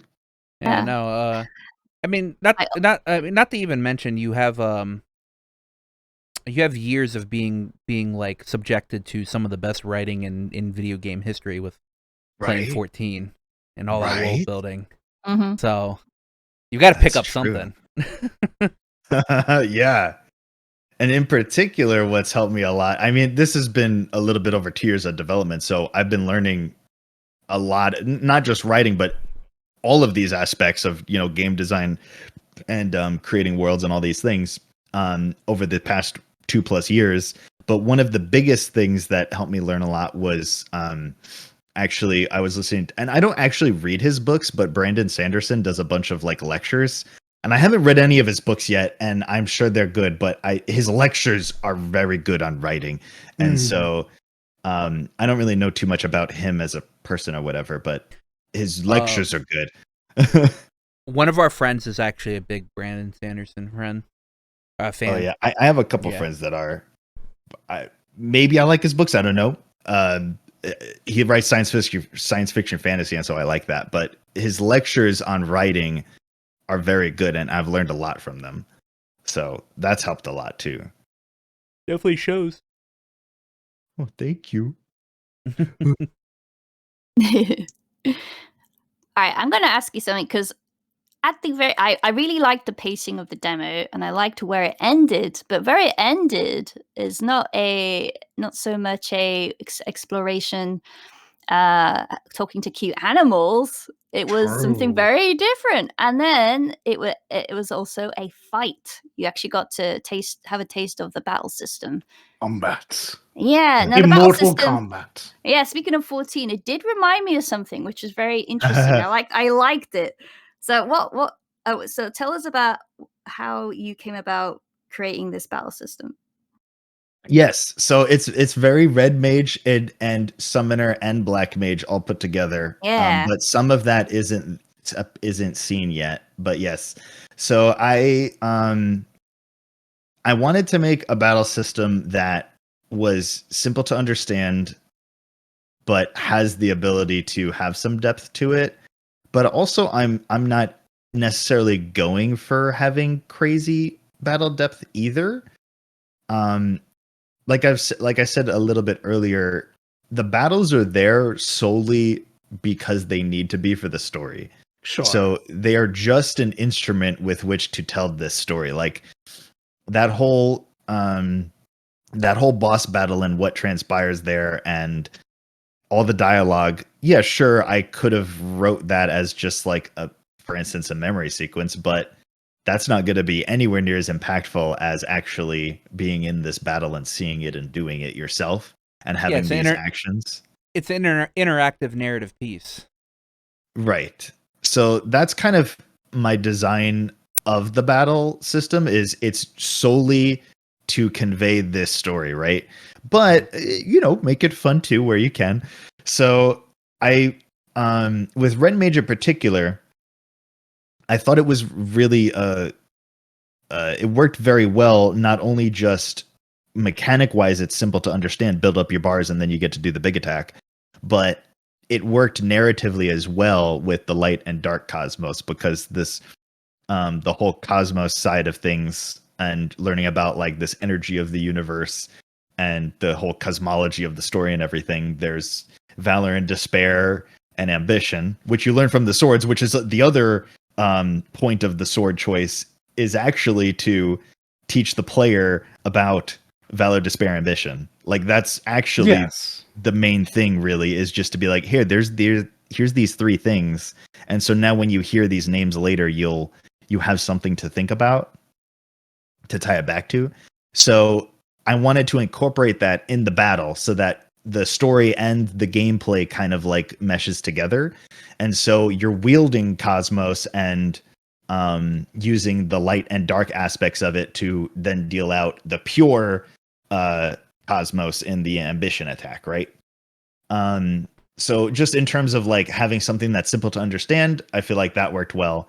And then I wanted some type of interaction between the boss and the player on the boss's turn, similar to Undertale. So like in Undertale, you do an attack and it's like a rhythm thing really quick. And then it does the shoot 'em up, the bullet hell segment for dodging the boss's attacks.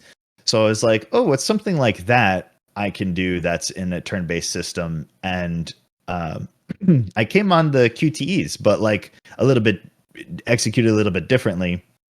For instance, like, 14 has the quick time maneuver events, and that's essentially just mashing buttons. Sure. And then like Ashura's Wrath is basically what came to my mind of how Ashura's Wrath does like those fight scenes where you're essentially just doing QTEs, but at a certain time interval. So I came up with that, and I think it works pretty well. And basically the way it works is like if you let's say there's like 5 QTEs, if you miss a certain like 2 out of the 5 or whatever, it'll like reduce the boss's damage by a certain percent. And initially I had tuned it a little bit too high, so like the very first like day or two, the boss fight was pretty hard.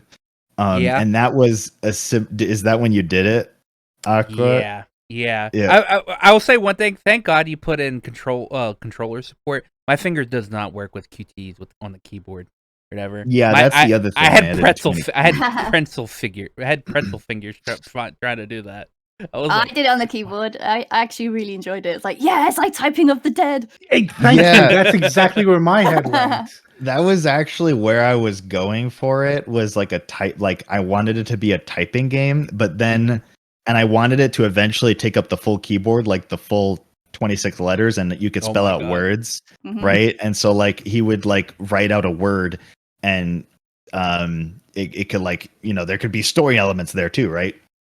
I eventually like migrated away from that solely because I wanted controller support in the game, and that wouldn't work. That's true. So I had to bring it down in buttons, and so if you haven't played it recently, it's a little bit different now too. I'm gonna have like secret bosses that you can do to have the higher challenge. Yes. Okay. For the people that do like that battle system, because I think it's fun. But I was also seeing a lot of people struggling with it too. So I've made it much more forgiving. But it essentially now uses 8 buttons. It's on keyboard and mouse, it's WASD and the arrow keys. And that's to match on the controller is the D-pad and the face buttons. So that's what it uses now. Yeah, this is interesting. I didn't know that you tuned it down. So I clearly played on the easier version because I had absolutely no issue. But I did see, because I am absolutely horrendous like this, I will absolutely troll around on Reddit and on the Steam forums of a game I'm interested in, just to see what people think. Mm-hmm. And so I had popped into, I believe it was on the Steam forum, there was someone who mentioned they couldn't beat the final encounter. Mm-hmm. And I obviously didn't want to pop into this before I beat the game, so I beat the game once and then did this. And I thought that was very interesting, because I didn't have an issue. But I also didn't realize just how frequently you were patching. So yeah, I fixed the battle system a lot. Like there was probably like 10 different patches I did to it to like try and figure out where it was good.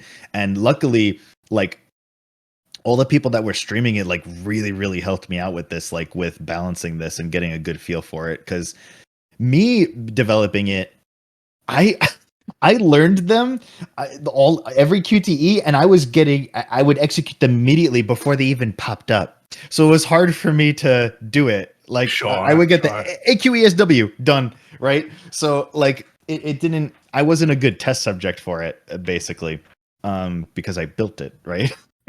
So there was a lot of things I learned for the battle system in particular. One of them is the very first QTE that pops up. I initially had it where it would have like a little bit longer of a timer, but it was still like immediately available for you to hit it by accident, right? So sometimes if people were mashing, they would accidentally hit it and now get everything wrong. And that's not good. Like just because they were mashing, they're going to mess up the whole thing, right? So I changed it to where the first one, you can't get it wrong. So the very first QTE that pops up, it'll only succeed if you push the correct button. And if you push the wrong one, it won't fail. Okay. And after that, the rest will fail, right? So I think that makes it feel really good. And then the other thing was I changed some of the timers on some of them. And the main thing was changing how much damage the boss does and how much Cosmos you build. So Aqua, if you played it in the first one where it was pretty hard, you would have had to get perfects a little bit more often in order to beat him, because I didn't die or whatever. I got through the boss the first time around. But going through that, I was like, okay, this is actually kind of difficult getting these buttons. I see. Good. Yeah. So I'm glad you beat it though, because when it first launched, if you lost, it would send you back to the menu, and then you would have to go back in and talk to Todd, and he'd send you back. And I noticed some people actually didn't try to do that. They just thought that they lost and they couldn't go back, and that was the end of the demo. So I was like, oh no. So I changed it where it sent you back to the title screen, and then Todd would talk to you right there in the title screen and send you back, right? So I changed that. And some people still didn't do that. So I changed it to be like continue enhanced. Okay. Like on the title screen, so that maybe like signify like, okay, now you could push it, right? And so since then, there was one person, I don't remember their name, but they got very sad that the boss killed them. Like in terms of story, they got sad because they were like, you're my friend and you killed me. I can't believe you actually killed me. And I was like, you know what? You're right. He wouldn't do that. He wouldn't kill you. So I changed it, and he doesn't kill you now. If you go to 0, he heals you. Good, because he doesn't have the heart too, I don't think. I like that. Yeah. So that person, I'm gonna have to find their name, but that they changed it, and I think that's way better now, is that if he does reduce your HP to 0, he just transfers his Cosmos to you and says, I can't hurt you. And yeah. And now you get to feel a little bit extra pain now from that. Yeah, it's absolutely. Oh, by the way, the same option you gave me at the beginning, you gave me at the end. Didn't like that, Larry. That non-option. Yes. So I assume you picked Defy. Oh, absolutely. As many times as I could. Yep. Because as that person said, they're my friend. They don't want to hurt me. And you know what? Really, I don't really want to do any of this either. Right. So yeah, that's this would be a lot of pain that may or may not beam up to me in this game. I think I didn't pick Defy because you're a monster. In my head, I'm thinking, okay, well, this would probably be the most natural progression of like actually progressing through the story, whatever, is actually going through, and because you have to make the hard decisions, all right, and I feel like hard decisions is slightly the name of the game of this game, so maybe I love this. What did you pick, League? At the end of the boss fight, did you defy or did you reap? Oh, I reaped. Yeah, you guys are both at chaos. the sword of despair. Yep, that is very. She did pick despair. I'm out here in my feelings, and these two are like, yep, well, for the greater good. I had so did you like the QTE system leak? I did. Like I said, it reminded me of Typing of the Dead, which I love. And I actually was watching a video of Typing of the Dead remake recently, so I was like, yes. Oh, cool. Yeah. I liked your idea of the I whole liked typing it. out words. Yeah. I'd love to see. I know it's not possible because of controller support, but I would love to have seen like the pain you could have inflicted with like typing sorry and Yeah. it'll be okay. That is and stuff exactly like what that. I want. Yeah. Yeah. That's exactly what I want to do. He could still do it. It's just he'd have to make a prompt saying you have to use a keyboard for this. Yeah, but boss. then I can't do the full controller support on Steam. Yeah. Just Yeah. like it is actually like super complicated in that regard, and I definitely get it. But the moment you said, I'm like, oh yeah, wow, another level of emotional trauma. Nice. Yeah, you're typing out shit, or like, you're like reaping, or typing out words that's gonna hurt you. Yep, that's what I wanted, and so that was the initial idea for it. Mm-hmm. Also, I chose reap because in my head, all right, it's gonna be like I need to reap these people to save my human. All right. Yeah. It's gonna be one of those things. I have to. All right. I was like, remember why you're here, kitty cat. Remember why you're here. I love this. At the end, they're gonna be like, you didn't reap enough souls. Your human is dead. Oh, this is so great. Nope, can't do it. Bear Dad, too good. Those pesky reapers are the ones that took you and want to take your human. True, you just met this bear guy. True. Yeah, but he has kids, and he can't see them till he's complete. Maybe. I don't want to do that. He's got friends here. How I'm dare? actually a very nice person. I do actually feel for this bear guy because he told me his backstory. He's like, oh. It was very good. I do like all of the little, not Easter eggs, but like the foreshadowing you had very early on about, or not Ursa. Is it Ursus? Or am I just making that name up? Ursa. The bear. Yeah, because the first one at his house, like, oh, okay, that's interesting. Don't know why you're so shaken up about that. Then I got to the statue and I was like, wait, no. Then I got to the bird. I'm like, oh my god, you are. Right. Yep. That's cool. I think it's been grand. This is really cool to hear the reactions to it, because my inspiration of the Ursa boss fight is my experience in Undertale with Toriel was I killed her because I thought I had to. Right? Yeah. The very first time playing through, I didn't know that I could spare everybody. I just thought it was a thing. I thought, and the way she was talking, I thought I had to kill her to pass through and go on. And so I killed her. That's not what you should do in the very first playthrough, but that was my experience. And so I thought that the game was going to be very much like, I have this objective and I'm making these friends, but I have to kill them in order to be free, right? And so that's not what Undertale is. What Undertale is I love that too, but that was essentially what I wanted this game to be. Yes. Was that. Well, yeah, to give you the same feeling.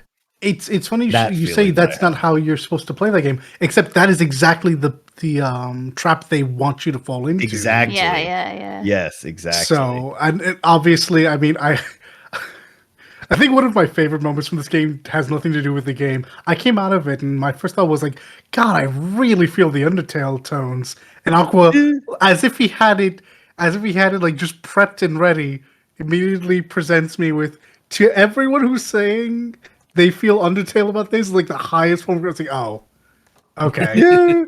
Yeah, as soon as you said it, I immediately linked him your tweet about that. I was like, hey, it's a funny thing you say that.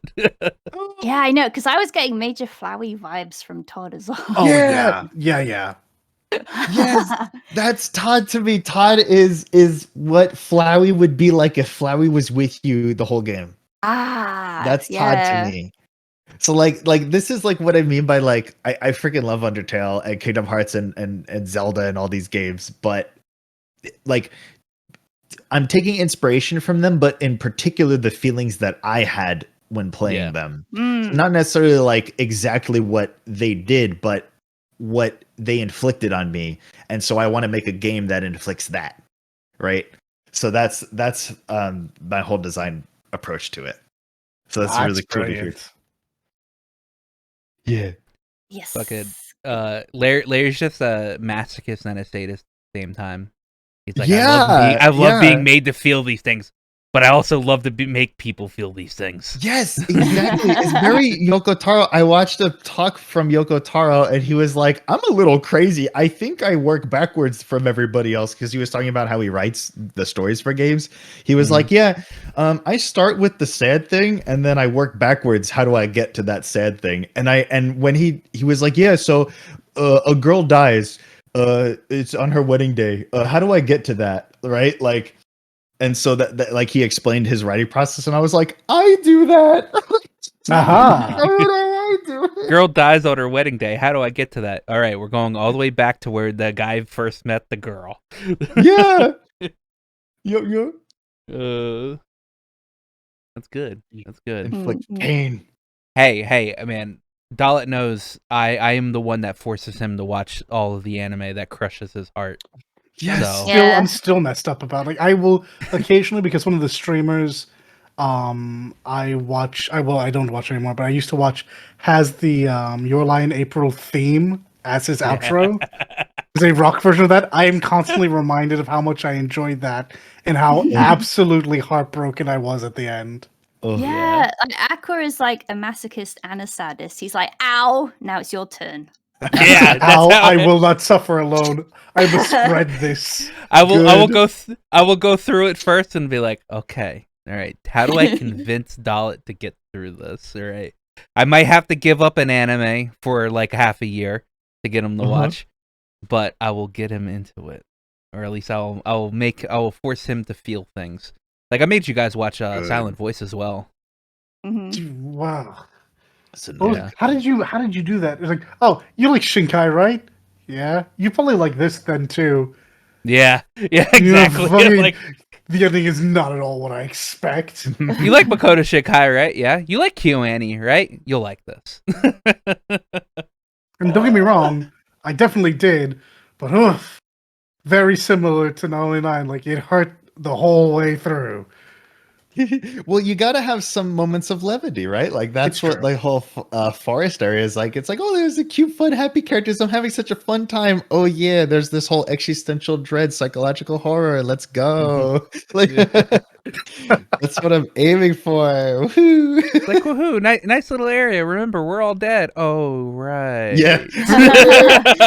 My wife's not here anymore. I wonder where she is. Well, yeah, it's not that they're all dead. It's that even in these little moments of happiness, there's a lot of sad there still. People can't remember things. They're having to rely on books, which they can lose, apparently, Ursa. And they still do remember the important things, even if those important things aren't always around, like his kids and his wife. At least Debbie's there to remember the good times. But yeah, like there's so much sadness even during the happy spots. Yeah. So like I said, it hurts the whole way through. It is a good hurt. But so good. I'm just gonna be excited about every update I can get my hands on. Oh, I'm so happy. I'm so happy you guys like it. Oh yeah, absolutely. Hey guys, don't forget to sub to the channel if you're into what you're hearing. While you're down there, remember to like the video as much as we like you. You'll be good now.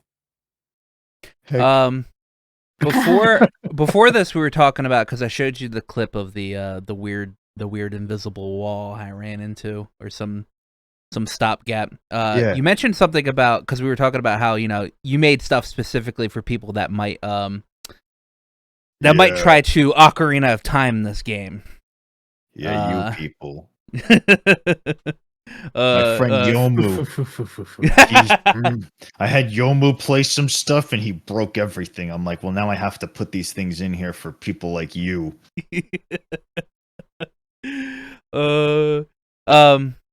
And specifically because like I got stuff with like emotes and stuff in the game. Because I mentioned like I mean you didn't give us a side flip for a backflip, but you also wanted to mention something. Regarding that. Yes. So, two things. So, in particular, there are ways to clip through objects if you try. Mm-hmm. And so, like, if you're playing normally, you're probably not going to do these things. But if you try, you could probably clip through stuff if you really want to try hard. And to people like that, I can't stop you from doing it, so it's going to happen. So I put a collider underneath the entire level where if you fall through, it just shoots you back up to the starting position. Oh, so in case you somehow did fall off the level, at least we're not soft locked. Yeah, it'll shoot you back, right? So there's that for the people who are really trying their hardest to get out of bounds somehow. And then there's one thing in the game that I completely understand that people ask for, and I get it too because I wish I could, is jump. I get it. I want to jump because even if it doesn't do anything. So first of all, gameplay wise, there is no jump needed. It's not a platform. Yeah, Leak's all about jumping as well. Oh god, yeah. Right? Like I'm sure you had the itch to jump while venturing around, right? Yeah. It's one of the first things I try in a game.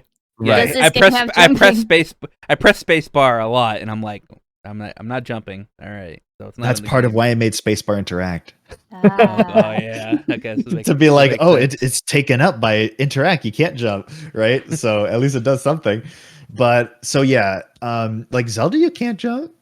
And so that's what makes me feel okay. But also I do want jumping. But the problem is, so jumping exists. I can turn it on right now. I can just flip a button and it turns back on, right? It's just disabled right now. So if somebody, I don't know, maybe there's a way for somebody to hack it and change a flag or something somewhere and enable the jumping. It is in the game, but it breaks everything. I was about to say, you said things broken. That's 1,000% how you break these, is jumping against objects and seeing what happens. Yeah, it's super, super, super broken, the jumping. So because the game doesn't need it, it's not a platformer, it's not explore vertically type of game. Mm-hmm. I felt okay not having the jumping, but I understand the ask that people would like to be able to jump.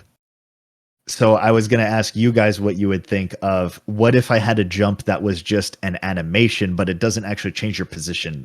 Like on the XYZ, so 11. You're still there. Is that how 11 does it? Yes, 11 has the jump, but it does nothing in the game. It does it. You cannot do anything with it. You just jump. It's just jump. Yeah, like the animation. Yeah, what do you think of that? Would that be worse? Like I don't think it would be worse. It's a jump button is not something I need for a game. Because I've played plenty of games without it. Though it is just something that you kind of default to on certain buttons. Like you said, when I saw that space was interact and not jump, it pretty much made it immediately aware to me that I won't be doing that. I see. Well, so okay, that works. Half the reason why a lot of people love having a jump in the game is not because they can get onto like a bunch of stuff or whatever. Gamers, we are a lot of us are ADHD driven, right? All right, and like having a fidget device or whatever. Us pressing the X button or tapping space bar a bunch of times or whatever is just our like. Getting our ADHD out of the way with something like that. Right. You know what? I think putting in a jump, just a jump emote. Yeah, like it doesn't actually do anything. Yeah, that doesn't actually do anything. I think that would still be pretty good. Like I said, 11 has that too. But I also 11 would benefit from having a jump that actually works. See, that's my worry. I have a funny feeling that would actually break 11. It probably would. That's probably why it doesn't have it. Exactly. It's that's my worry, is that if I just don't allow it at all, then you kind of just accept, okay, there's no jumping. But if instead I put an animation, people don't necessarily know that all it is an animation. So they'll try to jump on things and then they can't. And so I think that would introduce disappointment.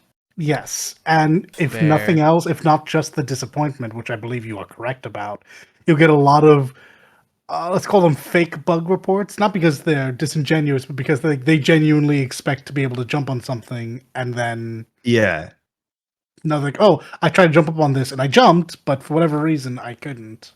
Though I guess the only other side of that is that we're a cat, right? That's the problem.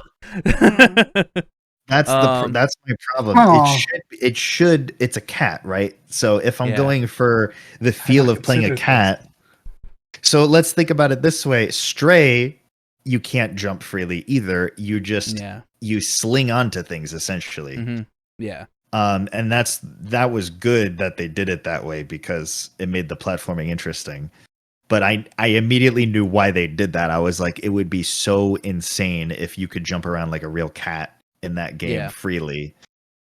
Maybe you could introduce things in the game that require the cat to animation jump onto, but not exactly have not exactly Stray. Have the a la Stray, like, so maybe there's like a side of a house that you've like put into the game that needs to get up on, but like it requires you to walk up and like press like an interact button.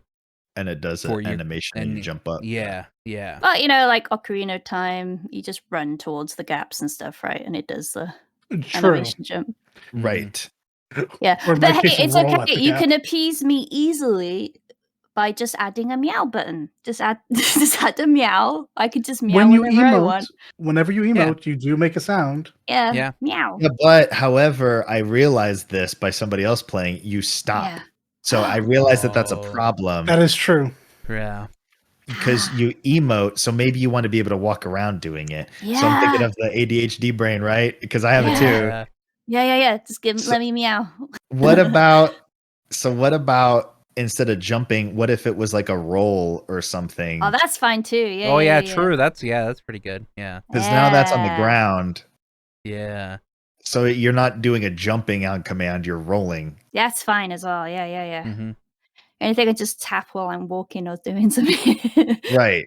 Yeah. Okay, so meowing on command while walking and some type of interaction that you can do, some kind of animation that you can do, not necessarily jumping, but like cat-like, like a pounce or something. Yeah. And before you give us a dodge roll, for some reason. Just some enemies just pop up. You're like, what? Yeah. I really, really like the idea of the stray type mechanic where it's like, okay, I need to go on this pathway, like this little wall or something between two buildings and jump on it.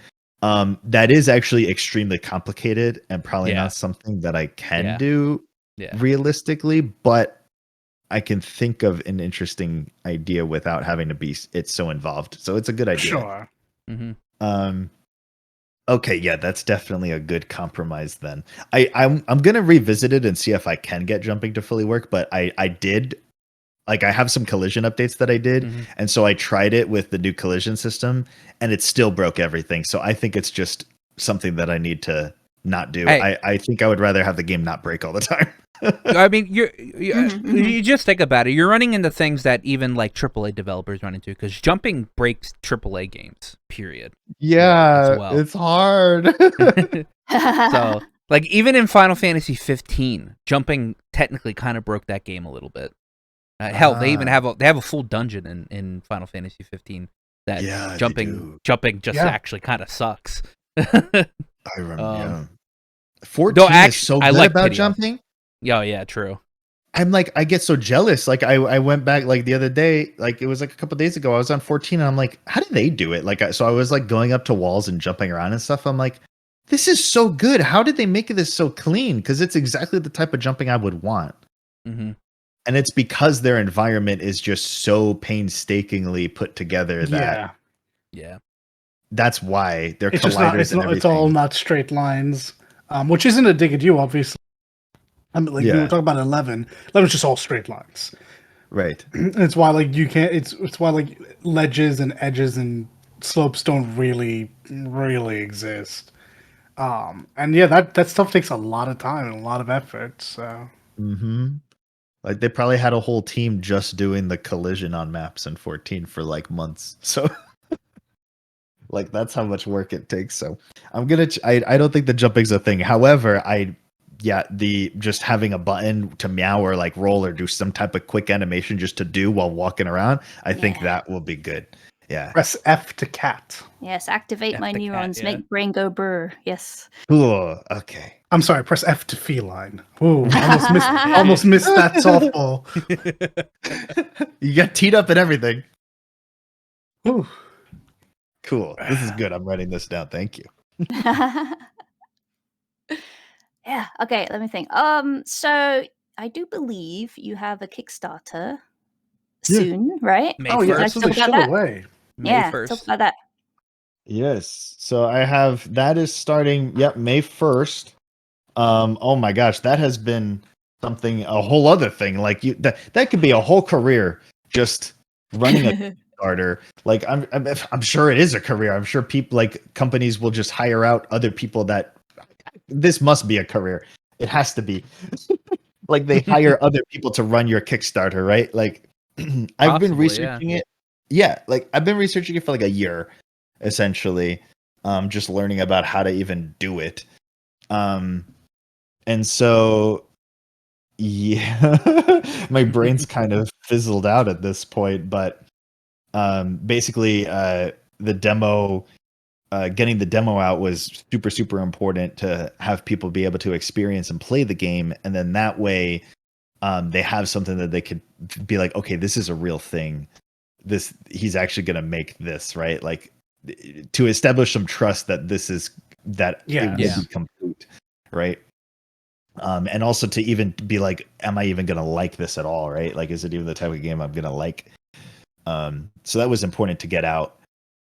And then so I'm doing the Kickstarter in order to fund the rest of the development because it costs money to make a game. And yeah, I mean, I'm impressed you pushed through all of this so far. It did take 2 years, so fair enough, but right. I've just been self-funding it essentially at the moment, but it's not something that I realistically can continue to self-fund. So if I want to finish the game in any sort of timely manner, it needs to be kickstarted, because if I don't, then yeah, like I could finish it in the state that I am right now, but it would take much longer because I have to spread out the funds, right? Yeah. So if I want it to be done in any type of reasonable time frame, then it has to be funded that way. So that was like my whole thought process for doing the Kickstarter in the first place. The other idea was like doing publishing or whatever, but I don't want to like maybe that could be an option, but going that route first is not something I wanted to do because I don't want to compromise anything. I think that's any like creative stuff. Yeah. So I don't necessarily want to go down that route unless like the publisher in particular is like really good, and that only really happens if it's big enough. So that wouldn't really be an option for me at the moment. But yeah, so the Kickstarter will I've been working on like the tiers and stuff, and so that'll be announced like the week of which is coming up really soon now. So yeah, but hopefully the tiers are cool. It's mostly digital because a lot of physical rewards are logistically very terrible to do. Oh yeah, and expensive. Yeah, and I feel like a lot of indie developers have actually gravitated away towards that and instead doing like more like neat and cool digital rewards. Yeah. For instance, one of the reward tiers is you can add a character like an NPC to the afterlife. So like you can like pick one of the animals that I have and you can name them and like have like a like some dialogue to them, and so you can put a character that you want in the game as an example of like a digital reward. Yeah.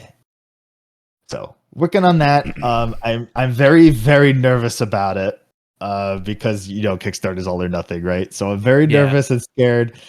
I'm really hoping it pulls through and that we could do it. But we'll see. Hopefully, like so far, so good. The following on the Kickstarter and the wish lists on Steam are all good. So at the moment, I'm feeling pretty confident and optimistic about it. But we'll see. It's a very scary thing to like put yourself out there this. Yeah, it's scary. Yeah, I have it on I have it on Notify on Kickstarter, and obviously your game's already on wishlist on Steam. So thank you.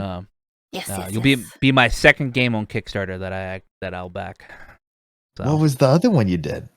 Most recently, they had a demo during Steam Next Fest or whatever. It's Mika and the Witch's Mountain. Oh yeah. It's Kiki's delivery service, pretty much. Right. So cute. But as a video game, yeah. So I backed that. And they had some pretty that thing got backed like fucking 14 times the amount that they asked for. So it's actually kind of dumb. I should check out their Kickstarter, what they did. That's the other thing I do is I research Kickstarters and see what absolutely. they did. Yeah, absolutely. Yeah. That's a good thing. They had a pretty good Kickstarter. They had mostly digital digital incentives. They had a couple of physical ones. Yeah, they had a couple of physical ones like a figure and the physical Switch edition for that. But I think they had a physical Switch edition. Yeah. Wow. That means that's so hard to do. Holy cow. Yeah. But that was the only physical stuff that they had. Everything else was like digital costumes for Mika and all that stuff. More quests or whatever as the tiers went on, like their stretch goals and all that stuff. So yeah. Hear me out, and I'm sure you've already thought about this. A digital version of the OST, Larry. Absolutely. Yeah. That is for sure. So good. Yes, definitely do that. Cool. Yeah, that's for sure going in there. And I'm actually going to have two different. So, like, I want to have like some kind of incentive for people this early on, because you're supporting something and it's not even a real thing yet, right? So, the main incentive we played it. Like, we played the game. It's a real thing. It exists. Yeah, it is out in the ether.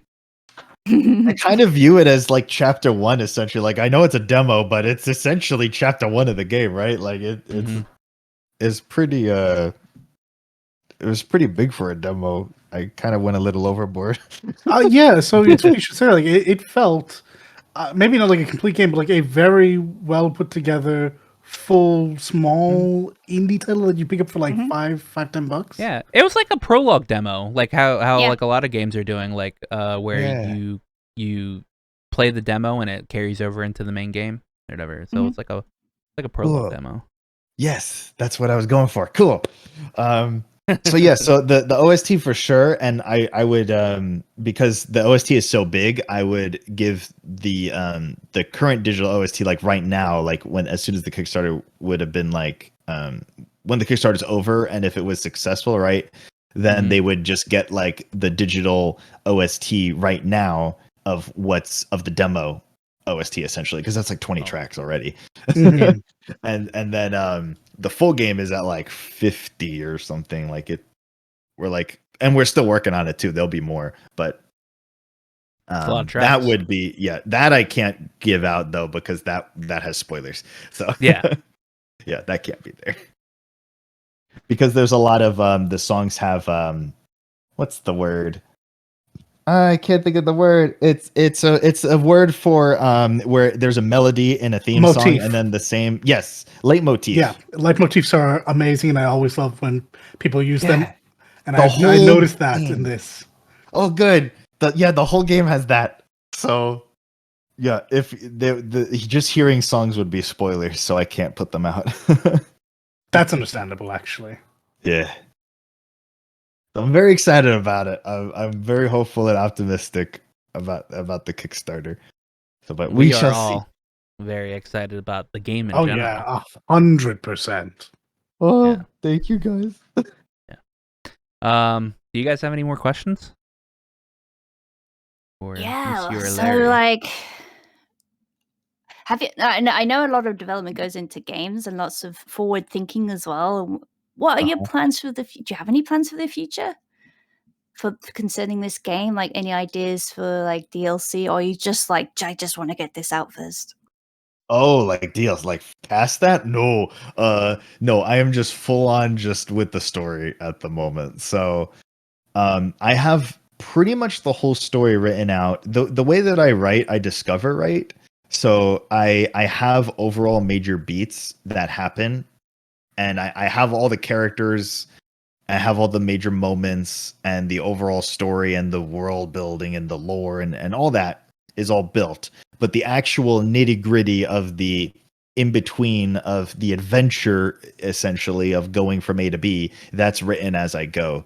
So, for example, with the demo, I knew the overall beats of meeting the light, accepting his power, and then meeting these other characters, and then fighting this character, and then learning about the light, right? Like these major story beats were already planned out, but the nitty gritty of like talking to Ursa and then going and talking to Debbie, like that was just Discover Road, right? So that's how I do it. So my entire planning of the rest of the game is already done. It's just content creation, and all systems are already done too. So it's just content creation at this point of just creating the levels and the story and the dialogue and essentially going. So it's very streamlined and fast at this point, as opposed to say, a year ago where I still needed to figure out the battle system, right? Sure. Yeah. So like that, it feels very good and not so overwhelming that everything is in place to create the rest of the game instead of all of these unknowns. Can I even do this? Like, is this system even feasible? Right. For instance, just simply making objects appear and disappear, right? Like that's a whole system that takes care of this. Like when you're picking the swords and they appear and disappear, there's a whole system to that. And so that had to be developed, right? And so beforehand I had the story written for that, but I wasn't sure if it would actually work. I didn't know how to do it, but as an example. So everything like for the future of the game is just, it's very focused on creating the rest of the story, creating the rest of the models for the characters and the artwork and the music, of course, and just powering through and finishing the rest of the game. After that, I don't know. I mean, after that would be like, the dream would be like some type of console release after that. Yeah. Oh, yeah. Get it on the other stores. Yeah, I would love that. Absolutely. I remember one of your tweets. I don't know how long ago it was, but it was I get definitely within the last year, where you were like, I wanted to do this, but ended up, oh, here we go. Plan for the day: design village, reality. Spend 5 hours making stairs work. Now stairs work. Yeah. That was in February, so like you actually kind of spit the demo out from that point in time, from stairs work to now, actually pretty quickly. Yeah, so that was getting the stairs working. At that point, a lot of the nebula had already been done. The battle had already been done. The battle system itself took like 8 months, just the battle. But now that that's done, to make a battle, like to make that just a singular fight, a lot easier now, right? Makes a lot quicker. Maybe like 2 weeks to make one battle. But just to get it done, like in terms of like tuning it and stuff, so probably like a month. A month per battle is essentially what it takes, instead of 8. But yeah, like once all the systems were in place, it's kind of hard to judge exactly how long all the content, like just the content alone of the story and the dialogue and venturing around and doing the quests, took in the demo. But I think it probably took about 4 months to make just everything else was done. All I had to do was write the story and the quests and stuff. And that took about 3 to 4 months to make this section of the demo. Enjoying the video? Remember to like and sub. Helps out the channel a bunch, and we're grateful for everyone we get. So I would estimate something like each area is probably about 3 to 4 months of work. Somewhere around there. Oh, That's pretty good. I mean, all considering, depending on how many areas you have, then you realize it's actually like years. Yeah, that's why I have to scale it correctly. I would view the demo as probably like a fourth to a fifth of the game. Like it's not a very long game. I would imagine you could finish the game. Obviously, I'm nowhere near it being done, but judging by how long the demo took people, it's about an hour to 2 hours. So what I'm imagining the full length game to be is about 6 to 8 hours. So somewhere around that kind of time frame. Yeah.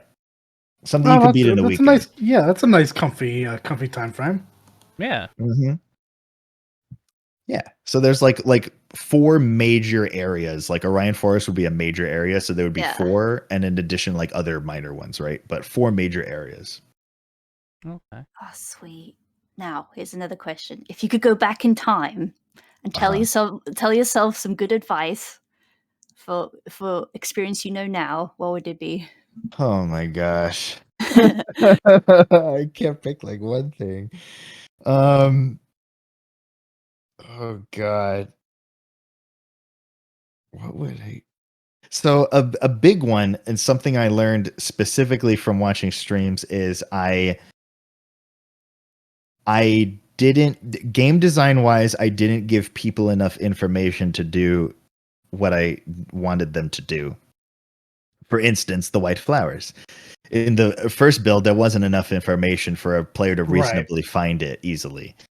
As a small example. So what I would tell myself earlier on is be a little bit more lenient and forgiving with these things and steer players towards objectives a little bit better.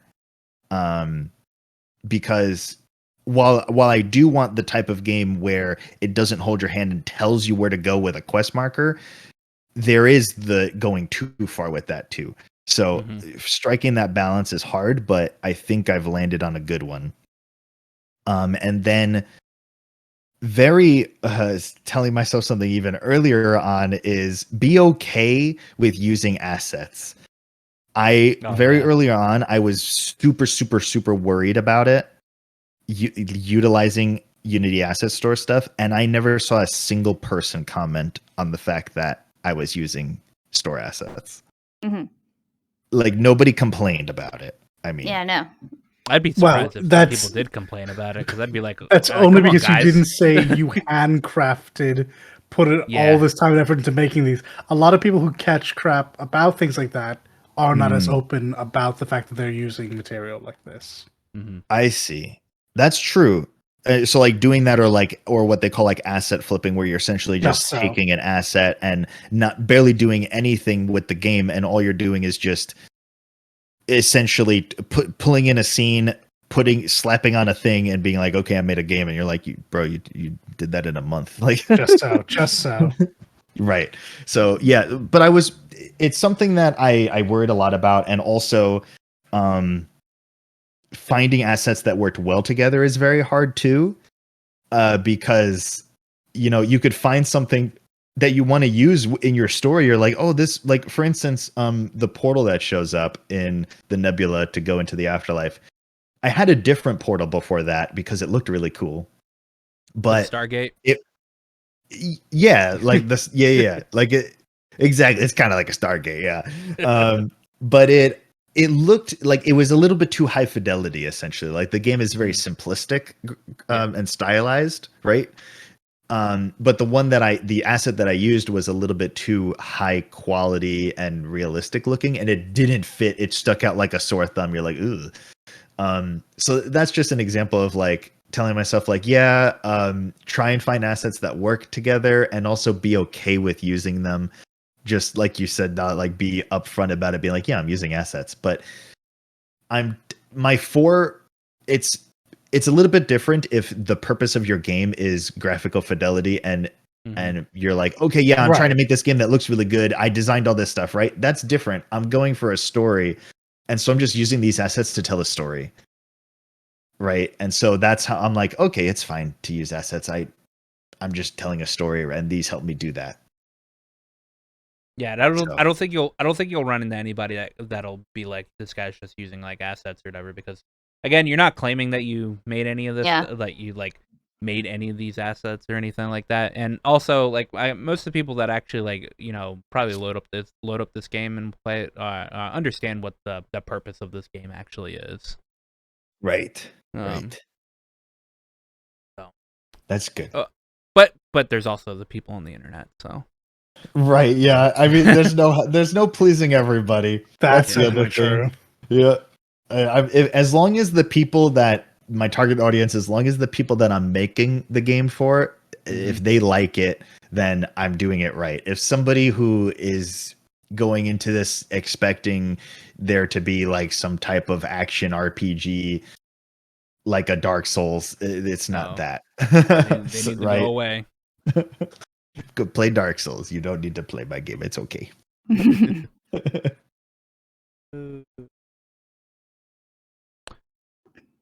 Do we have any more? That's the end of my brain. my brain too. My brain's finished. No, yeah, I think I'll be honest. Like, you walked us through it pretty well. Well, thank you guys. I'm glad that I'm able to talk to you guys about it and get feedback too, and just it's just super cool to talk about this, and it's just been so emotionally overwhelming too of watching people play it and seeing their reactions, and it's been a ride, and I can't wait to make the rest of it and see more and have people experience the rest, because it's so good. The rest of the music is super good. Like, people really like you guys really like the music right now. It's better. The rest of the music in there right now is just is good, but the other stuff is better. He's like what I have now is just a Realm Reborn music. But just imagine when we get to Shadowbringer music. You haven't heard Sephiroth's theme. You guys haven't heard my favorite themes yet. Oh, wow. I cannot wait. And once again, thank you for coming here, gushing about your game, allowing us to gush at you about your game. Oh, thank you guys. May you continue very successfully with this project. Yes, all the best and all the support. Speaking of support, could you tell us where we can find you, and also the other people on your dev team? Please link us too, because we'll put it in the video description. Yes. Yeah. Oh yes, I'll give you all the links for everybody. But yes, so you can find me, Larry Zor, on Twitter and on YouTube's, and then Not Only 9 also on Twitter and on Steam, and then on Kickstarter too on May 1st. And then my artists Fashion Very, composer Dan, and 3D modeler Sasara. I'll give you guys the links for them as well. Yes. Thank you so much for having me. It's been a blast talking about the game with you guys. Thank you. Oh, big thank you. I was so happy I could actually able to grab you for anything. As soon as your demo came up, Leek was like, let's get Larry on. Let's get Larry on. She's like, I'll message him. I got it, guys. She really did take charge. I'm really happy she did. This has been great. Yay. But thank you. Yeah, definitely thank you for coming on. It's nice to have new guests, especially ones that are like making a video game, actually. So yeah. Thank you guys. What are we doing this week? What's the plan for the week, fam? And we'll go in the same order we did last time. Leak. I'm going to be fighting in the game tournament. Let's go. Yeah. Mouse mix-ups all day. It's scary. I'm actually more worried about my connection. I mean, I know Guilty Gear has rollback, but my Wi-Fi shit. So we'll see how that goes. And also, I probably Stardew Valley and stuff. And what else? I got lots of work to do, so I don't know how much I can do beyond that. Dole? That's fair. I have work I need to catch up on, but like as with this last week and admittedly the week before it, I will be continuing through Breath of the Wild stuff until Jedi Survivor's release. Yeah. Because some of us like Zelda. Okay. Yeah. Hey man, I'm In playing your the face. game.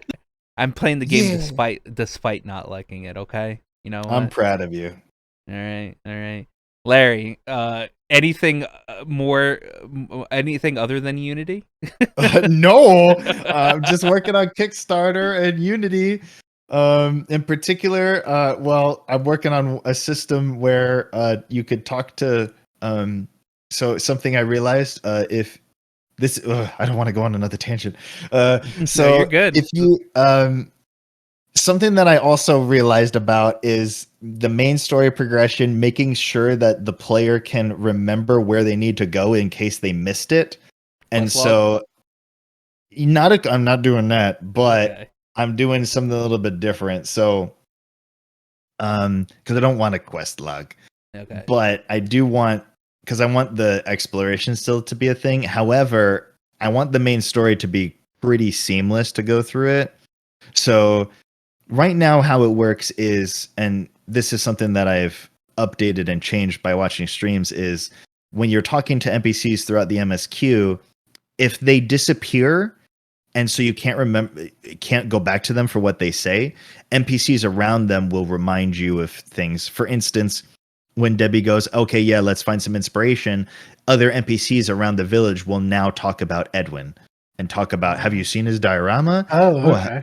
Right? Yeah. So in case you didn't even read what Debbie said, or in case you forgot and were doing other things, now there will be other things around, or NPCs will stick around. For instance, when you first go to the village and Ursa tells you to find Debbie for the first time, he used to disappear after that, but now I just let him hang around until you do find Debbie, in case you need to go back and read what he says again, right? Okay. So just and another one is when you're going to the graveyard, nobody said anything after that, but now I have Edwin mention something like, "Oh, you guys are going to the graveyard? I want to come, take me with you," right? Yes, So- he did say that. Yes. Yeah. So that was added. And so that was just all of these things I learned of people doing the side quests. They will forget what happened in the main story. So I have these NPCs around, but that's still also not necessarily enough. So I was like, okay, well, what does Zelda do? They have Navi. I'll just have a button where it'll just essentially repeat, like system will tell you what the last thing was. For instance, like if you save the game and you stop playing for a week and you come back, like, oh, I don't remember how to go to the graveyard. But if you just push the button, system will tell you, hey, let's go to the graveyard. Aha. So Right, okay. it'll just remind you of the last thing that somebody said. Very good, because I'm very forgetful. Yes. So I think that's good, because there's the side quests and I want people to do them, but I don't want them to worry that they'll forget what the main story had you doing. Yeah. So yeah. So I'm okay with the side quests being like not directing you at all, but the main story should be pretty seamless of A to B to C to D, right? Mm-hmm. So I'm just going to have that in there of like, it's not telling you, it's not holding your hand still, but it'll just repeat what the last thing was. So you can remember. So that's the system that I'm working on this week. Adding that. And then the other thing that I'm doing is not a game, but I gotta watch Dr. Stone, because Dr. Stone just came out and I have to catch up on it. Oh, Understandable. I mean, Dr. Stone. I'm watching like 8 series this season, so like, Oh, yeah, there's so much. they've all been bangers. I don't know man. how he does it. I don't know how he does it. They've all been bangers. Like I picked these specific 8 to like try like 2 to 3 episodes of, and then I've none of them I want to drop. So I'm just like, fuck. So yeah, that's my life. I'm not watching Dr. Stone. I'm watching 8 other anime though. And that's gonna be great. But I'm also probably gonna be playing a little bit more Breath of the Wild. I do wanna get through my replay of Fallen Order, so I can have just a refresher for Jedi Survivor when that comes out. I've seen a lot of stuff about that game, and it's a hell of a lot bigger than Fallen Order is. I can tell you that. Just that first world is like so open. And I don't know if I'll be playing anything else.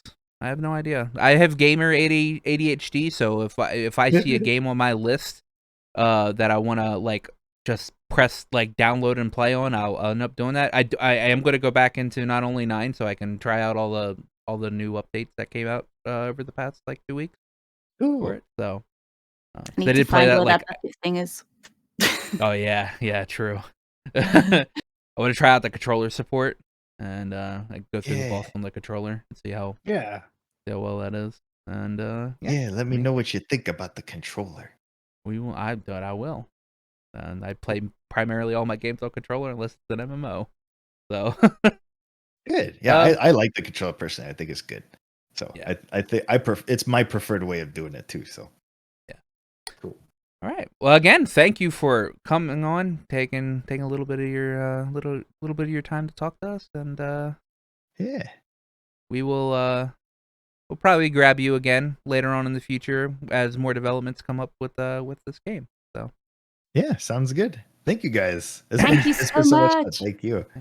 Thank you. Yeah. But in the meantime, we will see everybody next week for our normally scheduled program. Be good. Later. Bye-bye. Bye. Before you go, remember to like, comment, and sub to us. Not only does it help out the channel and let us know what you're into, but it also makes you 100% cooler than everybody else. I checked with Aqua. It's definitely true.